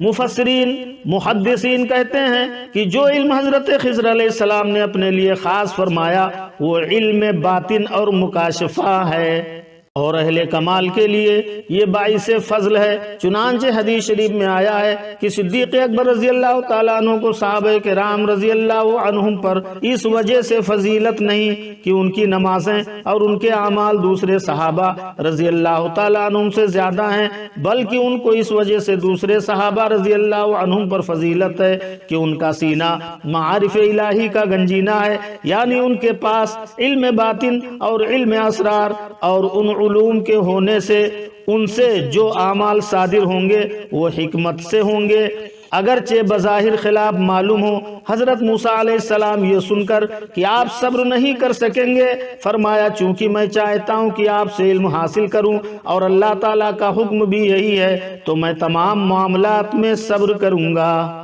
حضرت موسیٰ علیہ السلام نے فرمایا کہ میں تمام معاملات میں صبر کروں گا، بلکہ یوں کہا کہ اللہ نے چاہا تو مجھے صابر پاؤ گے۔ پھر حضرت خضر علیہ السلام نے کہا کہ اگر آپ میرے ساتھ رہتے ہیں تو مجھ سے کسی بات کا مت پوچھئے گا جب تک میں خود اس کا ذکر نہ کروں۔ ذرا غور کریں، علم ظاہری کی شروعات ہی کیوں سے ہوتی ہے؟ اب یہاں علم باطن اور علم لدنی کی تدریس کا معاملہ ہے تو کہا جا رہا ہے کیوں نہ کرنا، مانا علم باطن شروع ہی فرما برداری ہوتی ہے، چونو چرا کا سوال ہی نہیں۔ یہ تصوف کا ایک اہم نقطہ ہے جو یہاں تعلیم فرمایا جا رہا ہے، اور حضرت موسیٰ علیہ السلام چونکہ علوم باطنی کا حصول چاہتے تھے اور ان کی تحصیل کو خدا کا حکم سمجھتے تھے، اور حضرت موسیٰ علیہ السلام چونکہ حضرت خضر علیہ السلام کو استاذ کی حیثیت سے تسلیم کر چکے تھے، اس لیے آپ نے حضرت یوشع بن نون کے ساتھ یہ شرط قبول کی اور دونوں نے سفر شروع کیا۔ دریا کے کنارے کنارے جا رہے تھے کہ ایک کشتی پر نظر پڑی جو کنارے سے دور نکل گئی تھی۔ حضرت خضر علیہ السلام نے کشتی چلانے والوں کو آواز دی۔ کشتی چلانے والے ملاح غریب آدمی تھے، آواز سن کر کشتی لوٹا لائے۔ حضرت خضر علیہ السلام نے فرمایا کہ ہم 3 آدمی ہیں، فلاں جگہ جانا چاہتے ہیں، جو کرایہ ہوگا ہم ادا کر دیں گے۔ کشتی والوں نے جب ان نورانی صورتوں کو دیکھا تو عرض کرنے لگے کہ آپ کا ہماری کشتی میں سفر کرنا ہی ہمارے لیے باعث سعادت و برکت ہے، ہمیں کرائے کی ضرورت نہیں۔ کشتی والے نے کہا کہ ہمیں کرائے کی ضرورت نہیں بلکہ آپ کی دعاؤں کی ضرورت ہے۔ یوں ان تینوں کو کشتی میں مفت سوار کرا لیا۔ جب کشتی ملک روم کے ایک چھوٹے بادشاہ جلندی کے ملک کی سرحد کے قریب پہنچی تو حضرت خضر علیہ السلام نے کلہاڑی سے اس کے 1 یا 2 تختے اکھاڑ ڈالے، لیکن توڑنے کے باوجود اس کشتی میں پانی نہیں آیا۔ موسیٰ علیہ السلام نے جب یہ ماجرا دیکھا تو آپ کو جلال آ گیا۔ وہ بالکل بھول گئے کہ ابتدائے سفر میں انہوں نے حضرت خضر سے کیا وعدہ کیا تھا۔ کہنے لگے، اے خضر علیہ السلام، کیا اتنے لوگوں کو ڈبونے کا ارادہ ہے جو تم نے کشتی سے تختے نکال دیے، جبکہ کشتی کے مالکوں نے ہمارے ساتھ ہمدردی اور بھلائی کی ہے۔ سبحان اللہ۔ حضرت خضر علیہ السلام نے کہا، میں نے آپ سے پہلے ہی نہیں کہا تھا کہ آپ میرے ساتھ رہیں گے تو صبر کیجئے گا، دراصل آپ میرے ساتھ نہیں رہ سکتے۔ اب حضرت موسیٰ علیہ السلام کو اپنا وعدہ یاد آیا، آپ کا جلال فوراً ختم ہو گیا اور آپ نادم ہوئے اور کہنے لگے کہ مجھ سے بھول ہوئی جو میں نے آپ کے کام پر اعتراض کیا۔ چنانچہ کیونکہ بھول پر شریعت میں گرفت نہیں، اس لیے حضرت خضر علیہ السلام نے بھی درگزر سے کام لیا اور حضرت موسیٰ علیہ السلام کو ساتھ رکھا۔ پھر کشتی کنارے پر آ لگی اور یہ تینوں کنارے پر چلتے ہوئے ایک شہر کے قریب پہنچے۔ وہاں ایک مقام سے گزر ہوا جہاں لڑکے کھیل رہے تھے۔ حضرت خضر علیہ السلام نے ان میں سے ایک نوعمر لڑکے کو پکڑ کر زمین پر لٹا دیا اور بغیر کسی ظاہری وجہ سے چاقو سے اس کے سر کو گردن سے جدا کر کے اس کو مار ڈالا۔ حضرت موسیٰ علیہ السلام چونکہ نبی تھے اور نبی کا کام برے کاموں پر لوگوں کو ٹوکنا اور منع کرنا ہوتا ہے، لہٰذا آپ ایک غلط کام بلکہ ایک ظلم ہوتے نہ دیکھ سکے اور پکار اٹھے، اے خضر، کیا کرتے ہو؟ ایک ایسے لڑکے کا خون کر دیا جس نے کوئی گناہ نہیں کیا تھا۔ دوبارہ اس وعدہ خلافی کو دیکھ کر حضرت خضر علیہ السلام نے فرمایا، میں نے پہلے ہی آپ سے کہہ دیا تھا کہ آپ صبر نہ کر سکیں گے۔ اب موسیٰ علیہ السلام چونکہ ایک مرتبہ کہہ چکے تھے کہ بھول ہو گئی، لہٰذا اس دفعہ یہ تو نہ کہا کہ بھول ہو گئی بلکہ یوں کہا کہ خیر اب تو غلطی ہو گئی، آئندہ اگر میں آپ کو ٹوکوں تو آپ مجھے اپنے ساتھ نہ رکھیے گا۔ حضرت خضر علیہ السلام نے حضرت موسیٰ علیہ السلام کا یہ قول منظور کیا اور آگے بڑھے، حتیٰ کہ دوپہر کا وقت ہو گیا۔ سب کو بھوک محسوس ہوئی تو ایک شہر انطاکیہ میں پہنچے۔ وہاں دیکھا کہ لوگ خوشحال ہیں، مکان اچھے ہیں اور شہر کی ظاہری حالت سے پتا چلتا تھا کہ وہاں مال کی ریل پیل ہے۔ یہ تینوں کئی ایسی جگہوں پر گئے جہاں لوگ جمع تھے اور خود کو مسافر ظاہر کر کے فرمایا کہ ہم بھوکے ہیں۔ اس شہر میں پہنچ کر ان لوگوں نے کہا کہ ہم بھوکے ہیں، کوئی ہمیں کھانا کھلا دے، مگر وہاں کے باشندے اتنے کنجوس تھے کہ کسی نے بھی ان کا خیال نہ کیا۔ یہ تینوں گھوم پھر کر ایک ایسی جگہ پہنچے جہاں انہوں نے دیکھا کہ ایک بوسیدہ یعنی پرانی دیوار گرنے والی ہے۔ حضرت خضر علیہ السلام نے اس دیوار کی مرمت کر دی اور اس دیوار کو اس طرح کر دیا کہ اب وہ برسوں نہیں گر سکتی۔ گو کہ یہ کوئی ناجائز اور غیر شرعی کام نہ تھا، لیکن حضرت موسیٰ علیہ السلام کو ناگوار گزرا کہ آپ ایک ایسے شہر میں جہاں لوگوں نے ہمیں کھانے تک کچھ نہ پوچھا اور بے مروتی اور بد اخلاقی سے پیش آئے، وہاں کی ایک دیوار بغیر اجرت کے درست کر دی۔ جب حضرت خضر علیہ السلام نے دیوار کو درست کر دی تو موسیٰ علیہ السلام نے فرمایا، اے خضر، جس شہر کے لوگ اتنے بے مروت اور بد اخلاق ہوں کہ مسافروں کو کھانا تک کے لیے نہ پوچھیں، اگر ان کا کوئی کام کرنا ہی تھا تو آپ اجرت ٹھہرا لیتے، یعنی اجرت لے لیتے اور اپنے کھانے پینے کا ہی بندوبست ہو جاتا۔ چونکہ یہ تیسرا اعتراض تھا، اس لیے حضرت خضر علیہ السلام نے فرمایا کہ آپ کی ہماری کیا بات طے ہوئی تھی کہ اگر اب میرے کسی کام پر اعتراض کریں گے تو بس آئندہ ہمارا ساتھ رہنا مشکل ہوگا، لہٰذا اب ہماری اور آپ کی جدائی کا وقت آ گیا۔ حضرت موسیٰ علیہ السلام نے چونکہ یہ شرط خود رکھی تھی کہ آئندہ اگر میں بولوں تو آپ کو حق ہے کہ مجھے ساتھ نہ رکھیں، اس لیے کچھ نہ کہہ سکے۔ ہاں یہ ضرور کہا کہ ٹھیک ہے آپ جاتے ہیں جائیں، مگر یہ جو 3 واقعات آپ کے سفر میں دیکھے، کشتی کا توڑنا، بچے کا قتل کرنا اور دیوار کی بغیر اجرت کے مرمت کرنا، ان واقعات کی باطنی کیفیت اور حقیقت سے تو آگاہ کرتے جائیں۔ حضرت خضر علیہ السلام نے کہا ٹھیک ہے، تو پھر سنیے کہ جس کشتی پر آپ سوار تھے وہ 10 بھائیوں کی ملکیت تھی، جن میں 5 تو اپاہج اور معذور تھے اور جو کچھ نہیں کر سکتے تھے، اور 5 تندرست تھے لیکن تھے غریب اور مفلوق الحال۔ حضرت خضر علیہ السلام نے فرمایا، میں چونکہ دیکھ رہا تھا کہ واپسی میں انہیں ایک ملک کی سرحدوں کے قریب سے گزرنا تھا جہاں جلندی نام کا بادشاہ حکومت کرتا ہے، اس نے اپنے سپاہیوں کو حکم دیا تھا کہ سمندر سے اچھی اور چلتی ہوئی حالت والی کشتیوں پر قبضہ کر لو اور بحق سرکار ضبط کر لو۔ چونکہ اللہ تبارک و تعالی نے مجھ پر یہ باتیں منکشف فرما دی تھی، لہٰذا میں نے کشتی کو توڑ دیا۔ اس تدبیر سے کشتی ان ظالموں کے ہاتھ سے بچ گئی اور توڑنے سے ڈوبی بھی نہیں، یوں ان غریبوں کی کمائی کا واحد سہارا محفوظ رہا۔ اور حضرت خضر علیہ السلام نے فرمایا، سنیے، وہ لڑکا جس کو میں نے قتل کیا اور آپ نے اس کے قتل پر جلال کا اظہار کیا، یہ ازلی طور پر کافر تھا، یعنی اس کی پیدائش، طبیعت اور خلقت ہی میں کفر کا غلبہ رکھ دیا گیا تھا۔ وہ اگر زندہ ہو کر بالغ ہوتا تو کافر ہی ہوتا اور ایسے کام کرتا جن سے خود گمراہ ہوتا اور ساتھ ساتھ اپنے مومن والدین کو بھی اپنے گناہوں میں شریک کر کے آخرکار کافر بنا کر چھوڑتا۔ میں نے باطن کا حال معلوم کر کے اس کو قتل کر دیا۔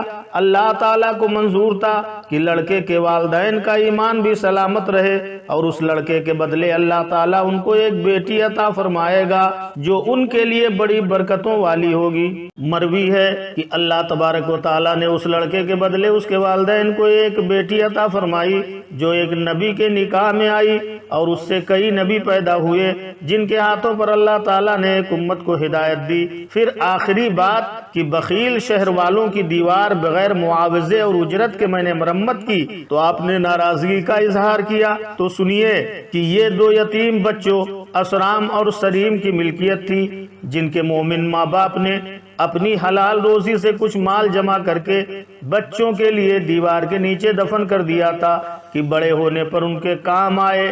اگر اس وقت یہ دیوار گر جاتی تو بچے چونکہ ابھی چھوٹے تھے، انہیں کچھ نہ ملتا اور ان کے عزیز و اقارب سب مال و دولت ہضم کر جاتے۔ لہٰذا اللہ تعالیٰ نے بچوں کے حال پر رحم فرما کر یہ چاہا کہ ہمارے نیک بندے کی محنت کی کمائی ضائع نہ ہو۔ لہٰذا اللہ تعالیٰ نے بچوں کے حال پر رحم فرما کر یہ چاہا کہ ہمارے نیک بندے کی محنت کی کمائی ضائع نہ ہو، اور جب یہ بچے بالغ ہو جائیں تو چاہے خود نکالنے یا یہ دیوار خود گر جائے جس سے خزانہ ظاہر ہو اور ان کے مصرف میں آئے۔ ترمذی شریف کی حدیث ہے کہ اس دیوار کے نیچے سونا چاندی مدفون تھا۔ حضرت ابن عباس رضی اللہ تعالیٰ عنہما نے فرمایا کہ اس میں ایک سونے کی تختی بھی تھی، اس پر ایک طرف لکھا تھا، اس کا حال عجیب ہے، جو قضاء و قدر کا یقین رکھے اس کو غصہ کیسے آتا ہے، اس کا حال عجیب ہے، جسے رزق کا یقین ہو وہ کیوں پریشان ہوتا، اس کا حال عجیب ہے۔ حضرت ابن عباس رضی اللہ تعالیٰ عنہ فرماتے ہیں اس کا حال عجیب ہے، جسے حساب کا یقین ہو وہ کیسے غافل رہتا ہے، اس کا حال عجیب ہے، جس کو دنیا کے زوال و تغیر کا یقین ہو وہ کیسے مطمئن ہوتا۔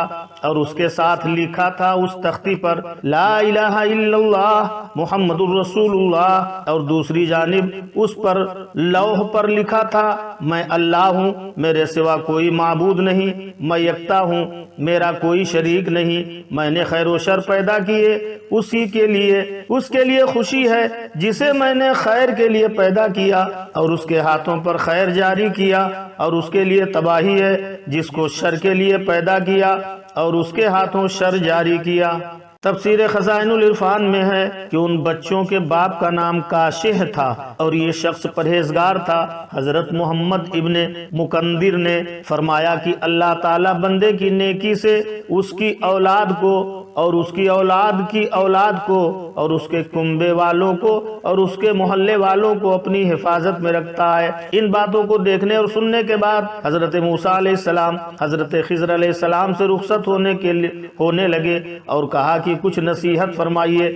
حضرت خضر علیہ السلام نے فرمایا تبسم کی طرح ہنسنا، قہقہا نہ مارنا، بلا حاجت کسی شے کی طلب نہ کرنا، دوسروں کی غلطیوں پر تانا نہ دینا، اپنی خطاؤں پر رونا۔